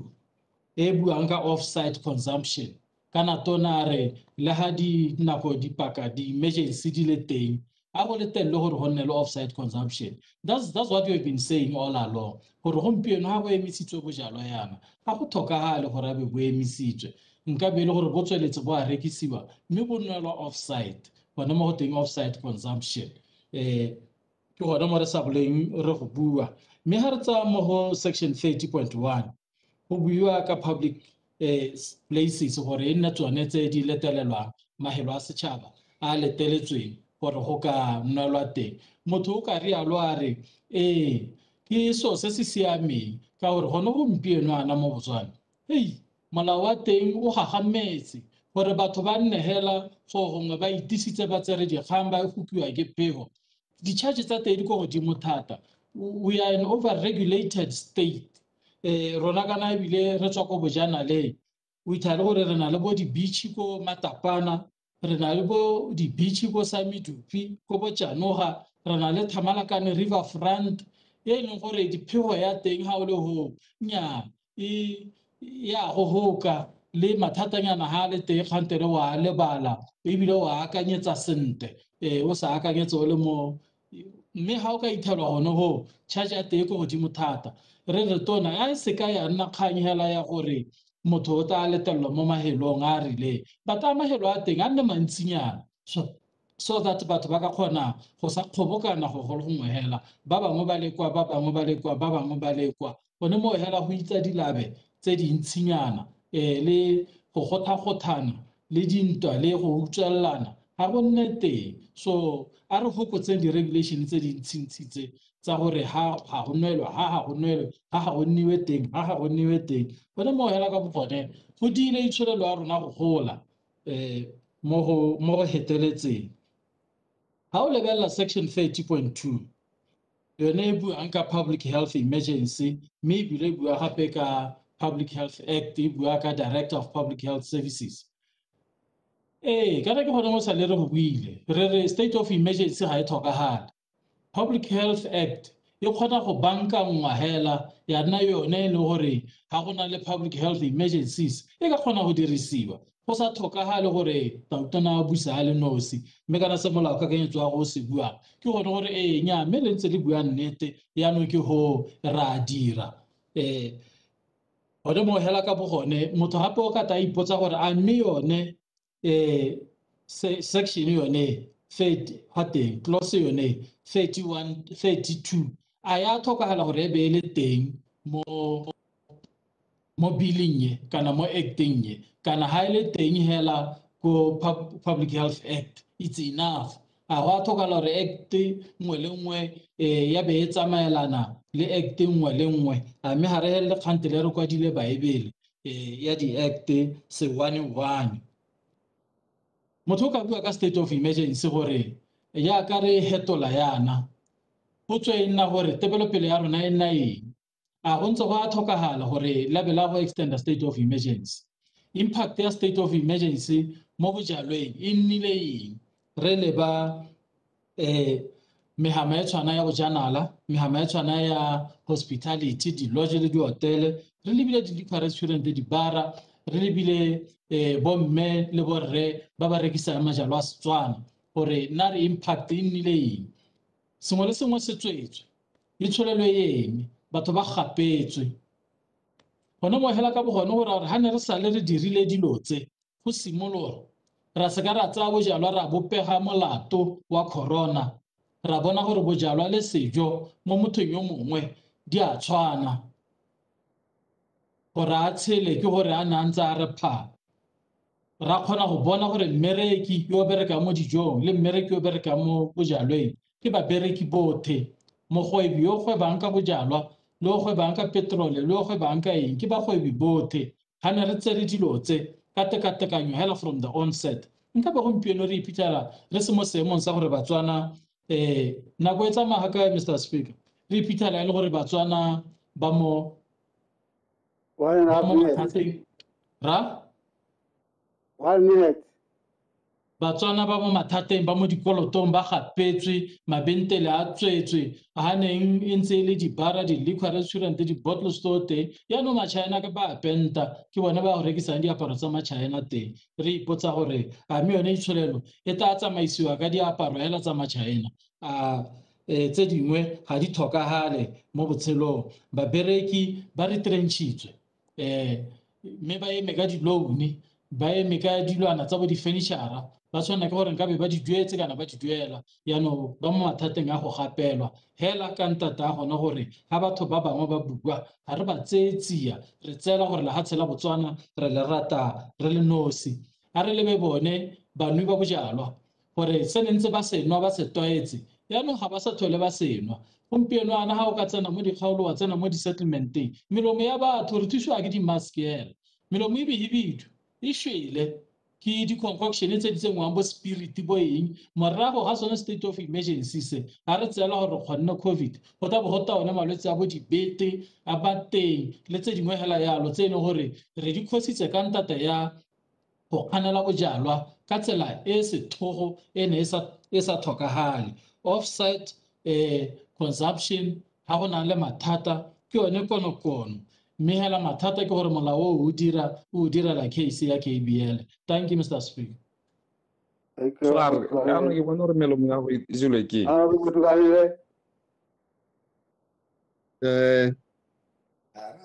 nta ke go tota motsamaisa dipuisano tsa palamente ke dumedise le mapalamente le Batswana go ba leng teng ko lerala Maunatag. Betso ke batla go simolola yana motsamaisa dipuisano tsa palamente gongwe ke tla leba kganye ka tsela e nngwe mme ke batla go supa gore ke ema mototegi ministera Nokeng Thato mme ke batla go supa gore betso go botlhokwa gore ga gongwe ga re bua dikgang tse di ntsenyana re dumele dilo tse dingwe gore ke boammaaruri mme ke batla go bua jaana gore ke ema tshutiso yo Nokeng ka gore se ke se bonang ke gore e batla go tsisa gore ka ga re dirang dilo ka teng a ke mo bojalweng a ke mo go eng there has to be some order le jone bojalwa re tshwanetse gore e re bonwa ya ka re bonwa mme go bo go na le tsamaiso e lolameng mo tsamaisa dipuisano tsa palamente se ke se ratang ke gore yone tiro e tshwanetse go simologa hela ko gone ko e leng gore bojalwa bo rekwa teng go nne le e leng gore wa bo reka a ba go bo rekisa a bo reka jaana ka license e leng gore mo go yone go na le mabaka a e leng gore a beilwe gore ga ke a tola ke ka tseelwa kgato e kana ka tseelwa kgato. This is the kind of order I'm talking about motsamaisa dipuisano tsa palamente mme ke sone se e leng gore ke ema ministera Nokeng gore a ba gatelela gore a re go wholesaleng e rekisetswe yo e leng gore o ile teta ya go ka reka mo wholesale mme a ba go rekisetsa ba bangwe mme a ba rekisetsa mo lehelong le le gore le lone o go na le teta le tsamaiso ya gore o ka rekisa bojalwa jo ka tsela e ntseng jang. This is the kind of what I'm talking about, Mr. Speaker. Ke batla gore ke hete ke supe jaana, Mr. Speaker, gore jone bojalwa jo malobane re le mo ntong e toteganye re bua ka bodiphatsa ja motsoko mme ra dumelana ka bongwe hela ja pele re le mapalamente gore re tshwanetse gore re rute tšhaba ya rona re rute bana ba rona bogolo jang ka bodiphatsa ja tiriso ya motsoko mme ke batla go bua jaana motsamaisa dipuisano tsa palamente gore go maleba ebile go mo maruding a rona le rona tsatsi leno gore le yone bojala yone ga bo a buang ka yone go mo maruding a rona re le bogogi ja lehatshele re le mapalamente a lehatshele gore re tsaya maikarabelo a gore re bone gore thuto ya goroga e maleba ko bananeng gore bodiphatsa ja tiriso ya bojalwa in an irresponsible man ditamorago tsa teng ke tse di ntseng jang ra itse re tswa kgakala ra itse betso gore bojalwa bo thusitse mo go ntseng jang ebile bo tswelela bo re thusa ja re malapa a harologanyeng mme ga gore gore re ka thabiwa ke dithomo kana ra iphitha ka monwana go supa le bodiphatsa ja bojalwa ke se e leng gore ke a se lopa gore e re ya go pele there has to be public education on the use and the abuse of alcohol ditamorago tsa teng ke tse di ntseng jang so that bana ba rona ba gole ba itse gore ga se bokau ebile ga se bokgarebe ga nka dirisa leoko la go nna jalo go dirisa bojalwa ka tsela e e leng gore re bona malatsi a ikete bojalwa bo dirisiwa ka yone e e leng gore tota ga gona motsadi yo robalang a itumetse gore a bo a bona ga gongwe ka ga e leng gore bojalwa bogolo jang banana ba bo dirisa ka teng ke re sone se mme re ka se kgona re ka se hema ga re ka simolola ka bonya le ko lelwapeng tota ga go ko lapeng yala o ntse le bana mo lapeng go ba supentsha gore bojalwa ke dijo mme dijo dingwe le dingwe ga o simolola hela o di dirisa ka tsela e leng gore sejo sengwe le sengwe ga o se dirisa ka tsela e leng gore e kare ga se yone se nna le ditamorago tse e leng gore ka moso o mongwe di ka seke tsa nna monate Mr. Speaker ke mahoko a neng honorable a utlwetsa a bua ka kgang ya gore minister a ba buile ha ka kgang ya gore ga diemo di changer o ka ene le public health director le ba botsogo ba ka dira jang ke kgang e ntle Mr. Speaker ke tebelo pele ministera ke re ke go a kgolele sone seo mme honorable minister mahoko ra buile nna mme ke batla go gatelela kganye ya public education gore a re le motsheng bogolo jang dikokomane tsa rona gore tiriso ya bojalwa can e ka dira eng mo bokamosong ja rona re le lehatshe le mo bokamosong ja mongwe le mongwe as an individual bana ba rona ba bantsi ba re ba itseng very bright young men and women ba e leng gore ba heletse tiriso ya bojalwa e ba senyeditse bokamoso o bo e le gore ne botsadi bo lebile gore ka moso ke ena a tla tsogang a ba ntsha mo leshekereng ba mo rutile ka leshekere ba mo diretse sengwe le sengwe ka leshekere ba rekisa le jone bojalwa tota gore ba kgone go mo isa sekolong mme ka moso o mongwe re bo re bona dikeletso tsele le ditoro tsele e nna ditoro tsa lehela Mr. Speaker ke re sone se hela se ke sengwe sa dilo tse di ntshwenyang honorable minister tebelo pele ya ga go rara go a kgola ya gore o bo lebile gore di-charge e ka re go godimo ditabo di sa nne sentle di ka babalela batswana ke re sone seo rarago sa kgolela that's been very proactive o lebetse ko pele mme mme re ko bohelong ba letsatsi kana nna ke dumela gore any law which is not enforceable is just as good as not being there jaanong ga e re yaka o lebile yana gore dikatlholo tsonetse gongwe ga o di pega mankaleng-kaleng hela ke o helela le gore tota mme ene o bonela ha tsa se ga bottle stock a o ka afforda that 10,000 probably no yaanong ke re ke go a kgole gore o bo e lebile mme a re ka nako e maleba wa e boela ka sa morago honorable minister so seo ke maikarabelo a re tshwantse re go a kgolela lekgabo ke re ka mafoko ona honorable Mr. Speaker ke batla gore I rest my case here. Thank you, Mr. Speaker. Thank you, Minister. Our books.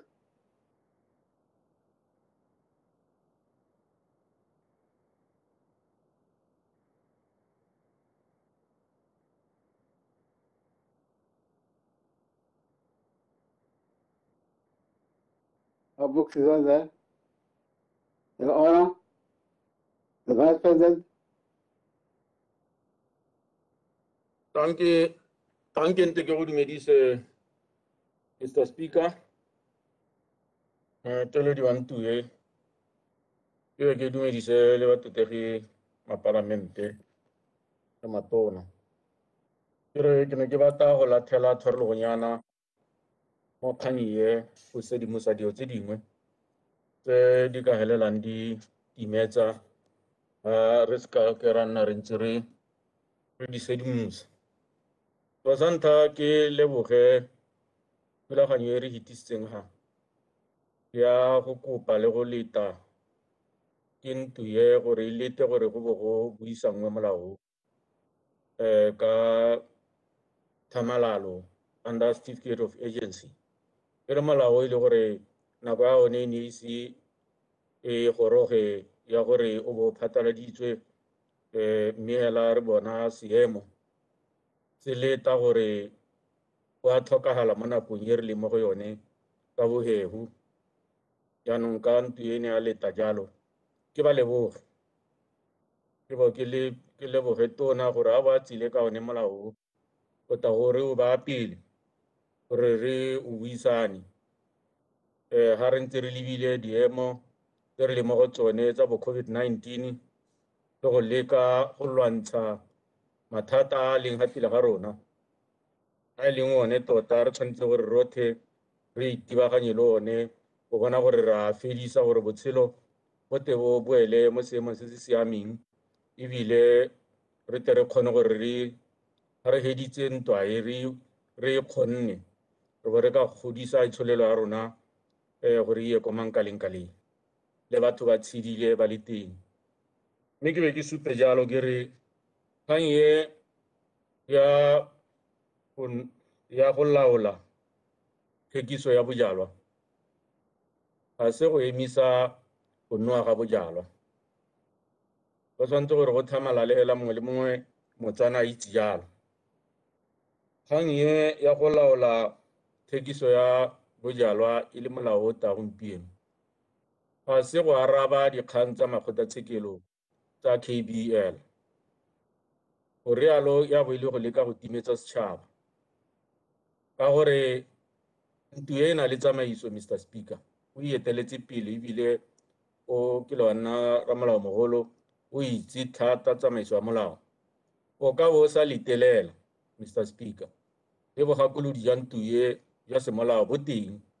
bo ka bo bo sa letelela ga e le gore kgang e ne e amana thata le kgang ya KBL jaanong go bo re ta ga re le mapalamente re bo re bua jalo is to undermine the intelligence ya ba ba eteletseng tuye. We cannot do that. Re tshwanetse ra itseela gore ga e le gore go na le kgothakgothano ya molao mongwe kgang ile ko makgotlatshekelong ga ke a buiwa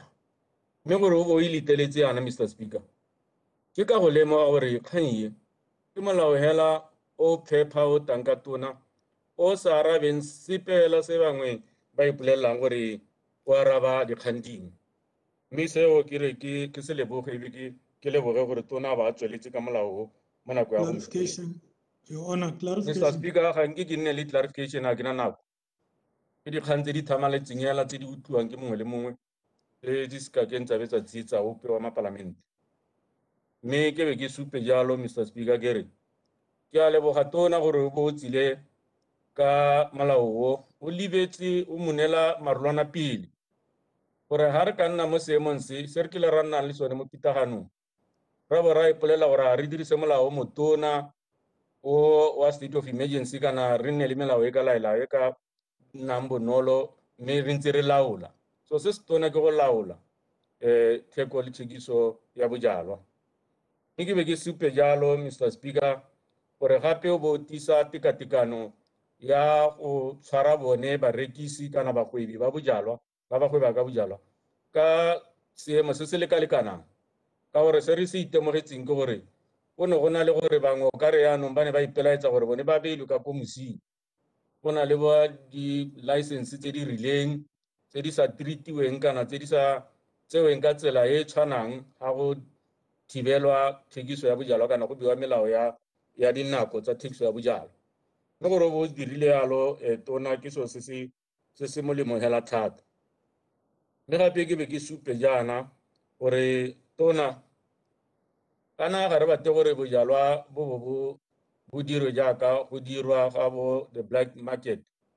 jaanong gore o bo laola gore di-wholesale a nne tsone di-wholesale di dire tiro ya tsone ya go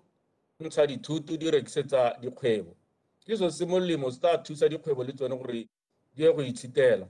ka gore ga o ka ke wa compete le wholesale o le morekisi, ga o ka ke wa compete le ditlhwatlhwa tsa wholesale o le morekisi, yone e go rekisetsang gape tsone dithoto tseo. Mme gore o bo dirile yalo o gatelela gore molao o to o kgone gore o kgontshe gore se ntse le ka go se laola se te se diragale ke thulaganyo hela e nte tona. Gape o nnile kelothoko mo dikotlhaong gore o se ka nama o okeditse dikotlhao. Ke tsaya ke re ke so se sente, mme o se ka bua hela tona ka bogakolodi ja ba ofisi ya gago. Bogakolodi jo botona jo bongwe bo dule ko caucusing ya Domkuraga ba bua le bone ba re nnyaa tona gongwe mo nako ya gompieno se name o okeditse ditlhwatlhwa tse di ko godimo. Go bua ba caucus ya Domkuraga kana palamente ya Domkuraga lao ha ita yana ra isikasika ra e bua ko di-caucusing re ntse ka bogakolodi, mme re lebogele tona gore o bo o amogetse bogakolodi jo le wena jaaka o eteletse lephatale. Ke so se se molemo thata. Tona go na le dikgwetlho mo go lwantsheng COVID-19. Gompieno re tswa mo lockdown, gore lockdown ene re e dira ka mabaka, mme ga re a e dira e le gore re kgokgontsha dikgwebo kana go diga dikgwebo ka sone maikaelelo. Ke sone se o bonang e se hard lockdown, e sa tshwane le ya ntlha ene re e dirile, mme seemo se re le mo go sone se ko godimo ebile se gaisa le nako e ne re dira lockdown ya motswana mongwe le mongwe tshwanetse gore a itse gore ke boikarabelo ja gagwe gore a nne le seabe a tse seabe mo go lwantsheng bolwetse jo jwa COVID-19. Kana molao o ga re o dira yana o itlhele ke gakgamala ka gore mongwe le mongwe o na le go hitisa mantswe ya gore nnyaa nna ga ke nwe bojalwa,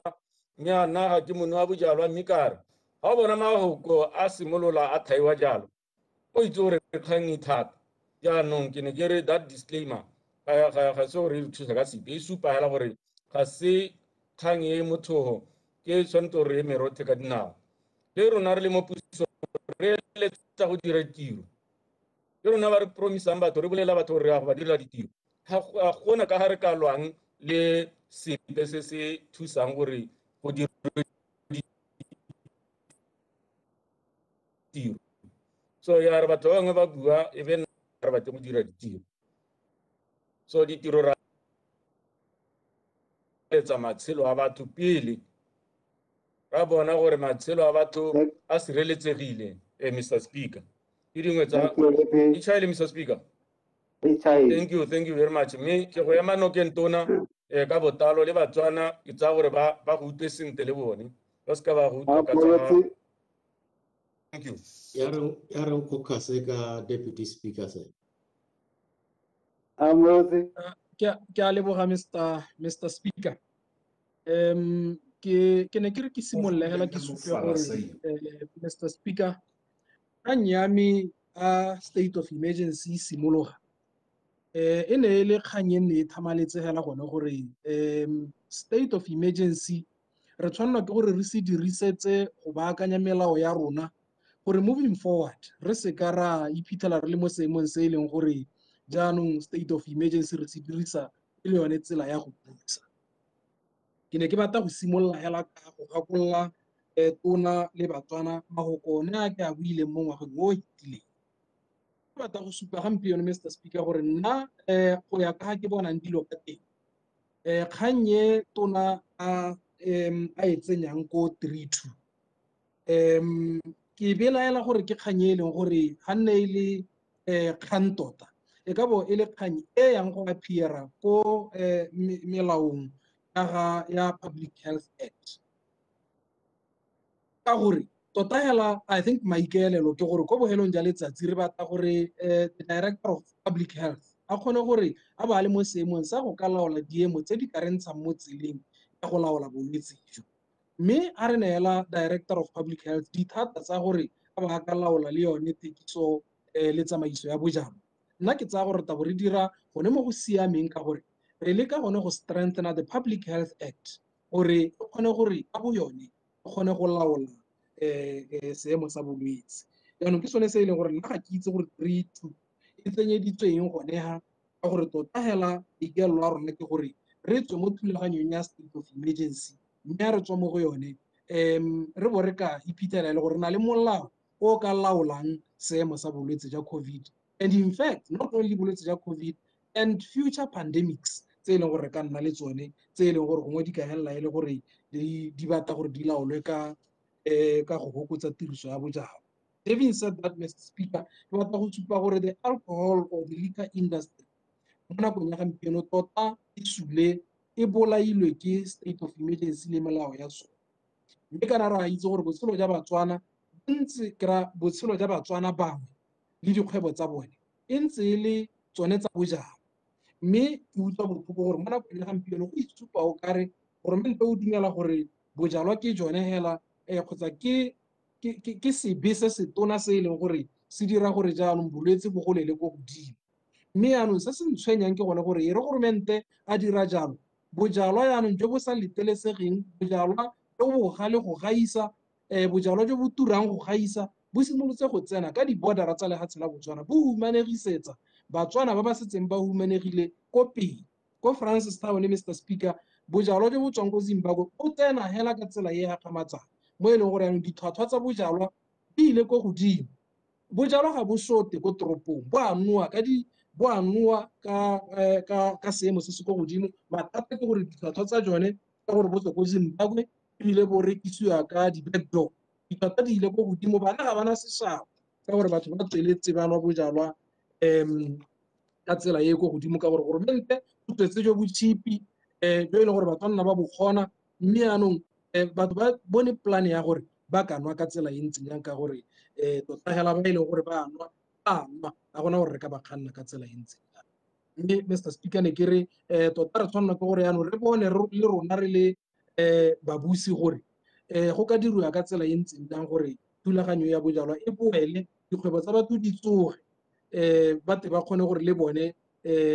ba contribute mo itsholelong ka lehatshe lone ile. Ra bona gore gampieno KBL e retrencha babereki, KBL e beile babereki ko gae go raya gone gore yaanong matshelo a tla tswelela ka go ela ko tlase, itsholelo le yone ya batho ba e tla tswelela ka go ela ko tlase. Mme ga go a tshwanela gore yaanong re lebege o kare jaanong re batla go ba bontsha gore ka gore ba ile ko court yaanong rona re bidiwa bomang re tlile go ba bontsha gore gore isa ko court ke selo se e leng gore ba tshwanelwa ke gore ba se itshole. Re tshwanelwa ke gore re tlhaloganye gore thekiso ya bojalwa e tshwana le thekiso ya sengwe le sengwe hela mo lehatsheng, mme re seke ra helela re iphitlhela o kare jaanong re lwantsha thekiso ya bojalwa mme go na le dilo tse dingwe tse e leng gore di a rekisiwa tse re itseng gore le tsone ga di a siama. Mme re itse gore mo lehatsheng la puso ya batho ka batho ga o bolelele batho gore janse le seke la ja senwanse, le seke la seno, le seke la nwa se, mme ebile re le letelela gore le ka senwa ka nako mang jang. Puso ya batho ka batho ga e bereke ka tsela e ntseng jalo, mme ke batla gore ke kope gore a re buleleng bojalwa mme jaaka melao e le teng re dirise melao go gagamatsa gore batho ba nwele ko go siameng ba seke ba nwela gongwe le gongwe. Mo molaong wa ga tona ke tshwenngwa ke gone gore o itse gore o kare we are overburdening bao ba e leng gore ke barekisi ba bojalwa ka boikarabelo ja go laola bao ba nwang bojalwa. mme e le gore kwa madirelong a mangwe a e seng a bojalo boikarabelo ga bo neelwe bone bao boikarabelo ga bo neelwe bone ba madirelo one ao gore ba bone gore go diragala eng around a bone gore go a itse gore go na le mapodisi ba ba podisang tseo tse e leng gore ke dilo tse di sa diriweng sentle mo madirelong mangwe le mangwe mme ke tshwenngwa ke gore mo go ba bojalwa ke bone ba e leng gore ba tshwanetse gore ba rekise mme gape e nne mapodisi ya gore go diragala eng mo go bone so nna ke akanya gore boikarabelo jo tshwanela ke gore bo itse ko mapodising re se ke ra itela re dirisitse bao ba e leng gore ke beng ba dipara melato e leng gore tota e beyond them mme gape ne ke re Mr. Speaker golo mo re tshwanela ke gore ke seemo se se supang o ka re rare thekiso ya bojalwa ke yone e maswe mme ke lebogela gore gampieno jaanong dikgwebo tsa batswana ga e le gore re tla bulela bojalwa di ka kgona gore yaanong di tswelele sentle ka gore ga di-wholesale yaanong di sa tlhole di rekisetsa batho ba ba senang di-license then batho ba di-bar ba tla kgona gore ba dire dipoelo ba tla kgona gore ba dire madi ba tla kgona gore ba rekise ka gore jaanong mongwe le mongwe o tla ba tshwanela ke gore a ye go reka ba tshwanelwang ke gore a reke teng yo senang license ya go rekisa so for that minister nna ke tsaya gore re e tshwere kgotsa o e tshwere sentle ka gore dikgwebo tsa batswana di ntse di bolawa ke yone thulaganyo yone eo ya gore jaanong batho ba ne ba setse ba reka ko bojalwa bo dirwang teng le ko bojalwa distributang teng so ka tsela e ntseng jalo ke dumelana le yena mo go yone eo tona gore nya a e diragadiwe mme gape ke a dumela gore le yone ya di-charge jaaka kgotsa di-fine yaka o ntse o bua le rena mme re ntse re iketile ka yone ka gore tota hela gore re tswelele ka go isa di-fine ko godimo o ka re we are trying to criminalize go nwa bojalwa we are trying to criminalize go gweba ka bojalwa mme e le gore tota hela ra itse gore ke dikgwebo tse di tswang kgakala tse e leng gore bangwe ba tshetse ka tsone bangwe ba tsene dikolo batsadi ba bone ba ba tsenya ka madi a bojalwa and therefore I don't think gore o patikiwa go nwa bojalwa mongwe le mongwe o nwa bojalwa ka choice ya gago ka tsela e ntseng jalo nna ne ke re minister ke dumalana le wena mo gongwe mme yaanong ke ganana le mo goreng jaanong re bo re tsentse kgang ya 3-2 mo molaong o ka gore nna ke dumela gore ke kgang e re tshwanetseng gore re ise ko Public Health Act gore go ye go laola Director of Public Health gore bojalwa bo nowa jang le ka nako tse di rileng ya lebo. Thank you, Minister Serame. Thank you, Mr. Speaker. I'm on the line, Mr. Speaker. Mr. Speaker, ke ne ke re ke na go bua yana ke bona ka re bile seng thata e hela re tla bua go le golele ke tla nna mokhutswane sa ntlha ke gona go bua gore ke eme paakanyo e ya molaonokeng gore tona o hitise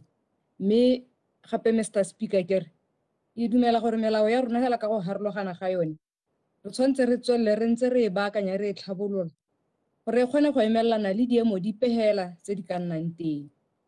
ke utlwa ba tlotlege sentle ka ba buang ka teng gore tota mogama wa bojalwa o babaletswe ka seemo sa go laola mesepele le dingwe gore re be di tswalwa mme ke re ba tlotlege ke boammaaruri megama ya itsholelo ka bontsi go tsenya le one wa bojalwa mo teng ya amegile thata mme kana ga gona ope yo e ka reng a eteletse pele a le puso kana a le tona wa lephata le pehela a eletsa go bona economy e tswetswe ga gona ope yo o eletsang seemo seo mme re ha re leng teng ka ntata ya seemo sa bolwetse jo re leng mo go jone mme ebile gape ba tlotlege e re bua jaana re ne re gakologelwa gore ga se rona hela re iphitlhelang re le mo dikgwetlhong tse di leng teng ke dikgwetlho tse di leng teng le ga se ka bophara mme se se botlhokwa ke gore ha re leng teng ga gompieno re be re ntse re ithuta dingwe gore ha re ka iphitlhela nakong gape re le mo diemong tse di tshwana le tsa gompieno be melao ya rona le ditsamaiso di le malalaolaotse gore di ka kgona go itebaganya ka le tsone diemo tseo go le motlhogo mme ebile re leka go lekalekanyadiwa re di ba mo sekaleng gore re babalela jang matshelo a batho ka ga itsholelo yone le matshelo a batho livelihoods re di babalela jang ntlha nngwe ye ko clause 2 honorable minister ke go lebogele gore re tswa kgakala ba tsaya karolo ba ntse ba engongwaregela gore nnyaa rona kana ba e leng gore re mo kgwebo re duela di-license fee re duela le tse dingwe re ka ga mosing ka gore mongwe le mongwe kgona go tsena yala a reka ena a sena tiseletso mo e leng gore le ha o ne o re wa rebola gore bojalo bo reko jang o itlhela le gore jaanong tota ga go re thusi ke sengwe se ke dumela gore se ka re thusa thata go ya ko pele mme ke dumela gore nna se ke se eletsang ke go ya ko pele ya ka o tla bo ira paakanyo e tona ya molao otlhe o lebeletse dintlha tsotlhe o lebeletse le seemo sa ditlhabololo o lebeletse le seemo sa gore tota bojalo bo tshwanetse bo rekisiwe jang mme e re ga ke wela hela ka ba go kwamea makhutshwane mme pele ga ke wela tla ke re go na le ntlha nngwe e ke tsang gore his honor o e amile ya gore ba tlotlege re na le megama e meraro mo pusong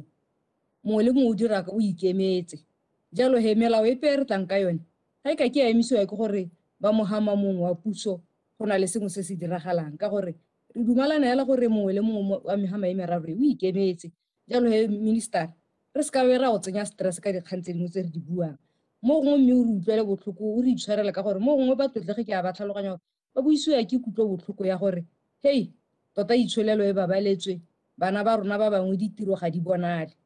mme ke bala ka kgannye e se lantlha ke bua Mr. Speaker ya gore tota re le batswana we need to have a national conversation re tlhoka re buisane re le setšhaba ka tiriso gompieno ga ke re thekiso ya bojalwa e tlhamaletse melao e tlhamaletse batho ba e leng gore ba mo kgwebong ya bojalwa tota ba iteka Mr. Speaker ba o boneng ka ba supela ba iteka tota batho ba modimo go obamela melao go obamela ditsamaiso ba ka go sela ka ile gore motho ke motho tsa sengwe a tla hose sebe sa phiri e ba dirisi jaanong gone re tlhoka gore batswana beso a re bueng a re buisaneng gore tota re ka dira jang gore boitshwaro ba rona ba dirisi le banu ba bojalo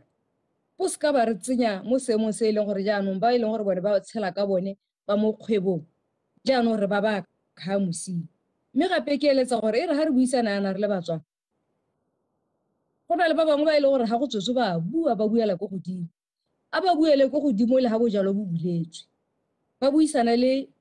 batsaya karolo ba bangwe gore bojalo ke bo buletswe a rabe re tla itshwara sentle ga re sa itshwara sentle re ka disana jang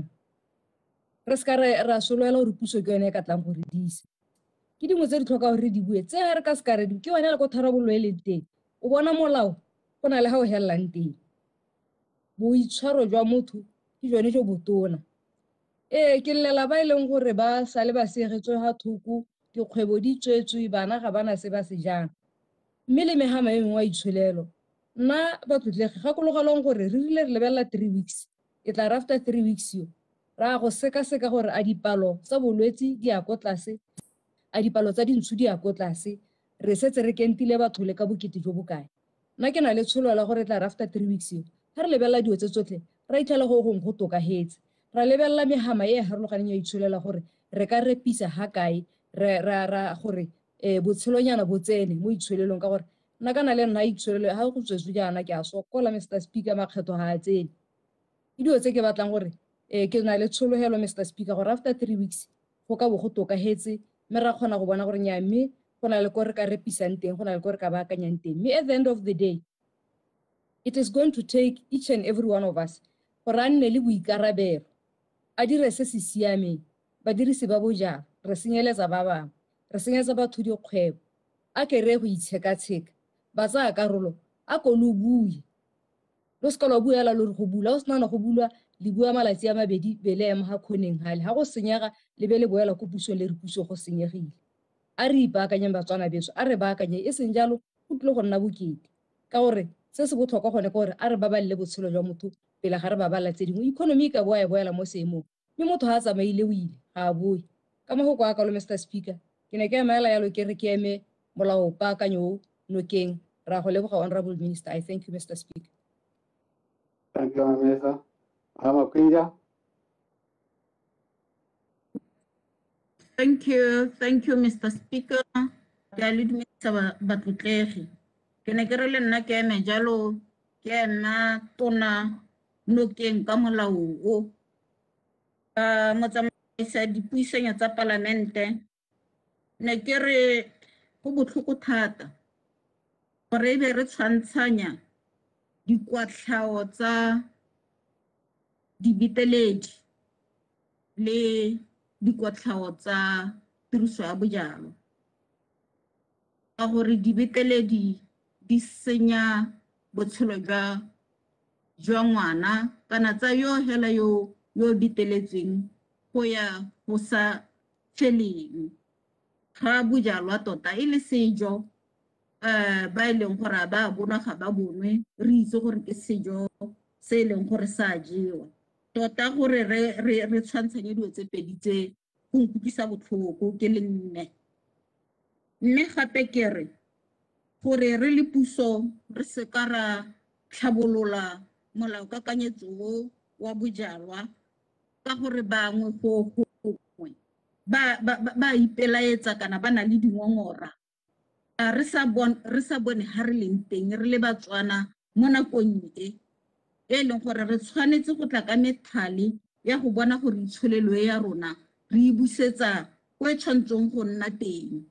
re lebile jaaka batlotlegi ba setse ba buile gore Batswana ba bantsi ba senyegetswe ke ditiro mme go ne go tshwanetse gore mo sebakeng se nne se beiwe jaaka gompieno jaana ke ipotsa gore ga nkebe Delta virus e fitlhetse tsone dikokoano tse di le teng tota nkebe nne ga nna jang gore re tshwanetse go lebelela dilo tse ka ntlheng tso pedi gore go ne go le matshwanedi gore dikokoano tse mo mahelong a e leng gore ke ona thekiso ya bojalwa nkebe go nne ga nna jang jaaka ne re lela sama yo re hitlha bosigo le motshegare ka mabaka a Delta COVID-19 variant re a re tshwareng jalo batlotlegi nako e tsile ya gore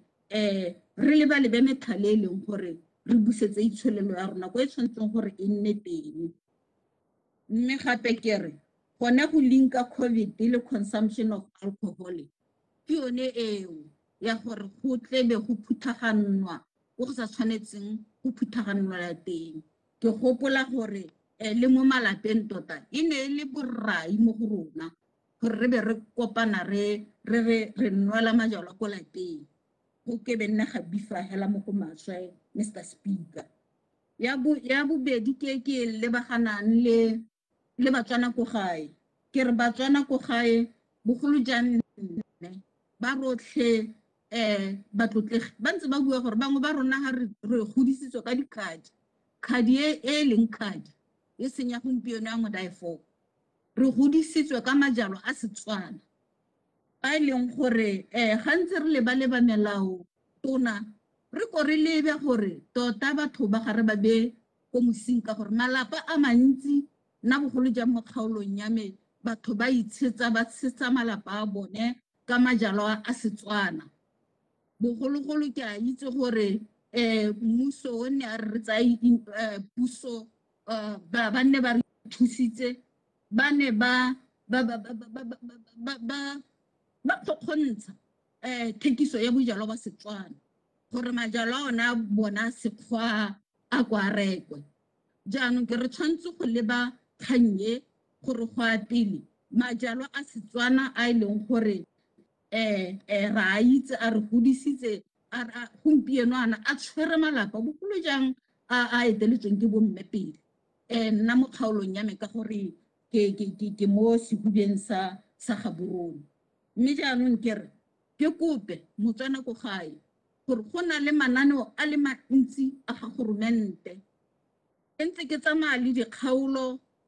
ke rotloetsa Batswana gore ba nne di-cooperatives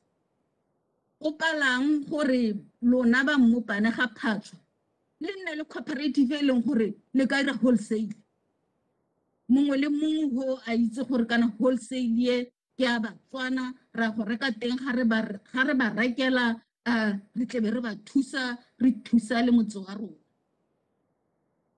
re ke yone monyetla wa gore mananeo a ga goromente betso a ra diriseng dirang di-cooperative le nne le ntswana di-hardware go palang gore re kopaneng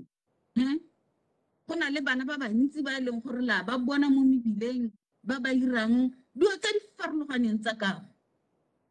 go palang gore re ire cooperative gongwe le gongwe mo motseng mongwe le mongwe o motona gore le tle le kgone go benefita mo manakong ebile le tsholetse le metse ya lona kere ena ye ke bua le motswana ko gae gore ke a le rotloetsa ka tswetswe a re ithuteng jaaka ke tlhoke ntse ke bua gore re tshwanetse go bereka mmogo lefufa gate la apetswe le lentswe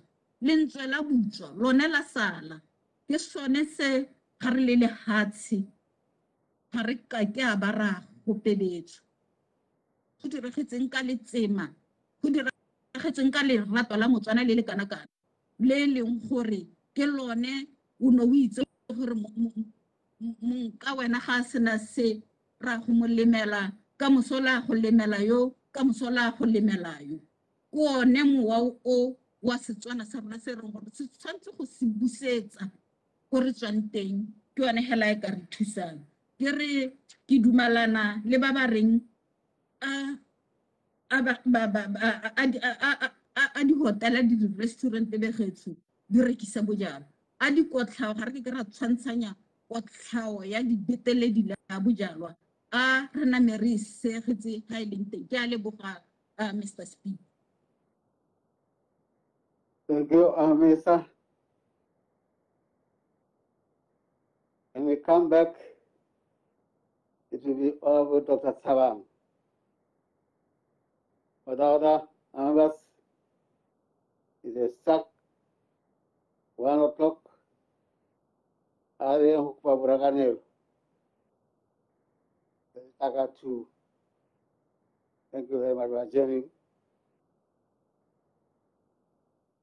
mo twetso e wela hela jalo jaaka re itse gore ka yone ura yone ya bongwe ba ya ko nakong eo ya dijo tsa motshegare mme ba go ba boela gape mo ntlong ye ka ura ya bobedi mme re wetse hela jalo ntlo e mo tafoleng e ne e beile one molao kakanyetso one leng gore wa go laola thekiso le theko ya bojalwa jalo le go ka ba supa gone gore mo ntlong ye mapalamente bontsi ba dumalana ka bongwe hela ba pelo gore nya mme o molao kakanyetso go leng gore ba o amogela ebile le batlhophi ba bone ke bone ba ntseng ba o emetse ka yone tsamaiso e ntseng jalo ya gore le bone ba kgone be go tsenya letseno go dikgwebong tsa bone tsa bao ba ba kgwebang ka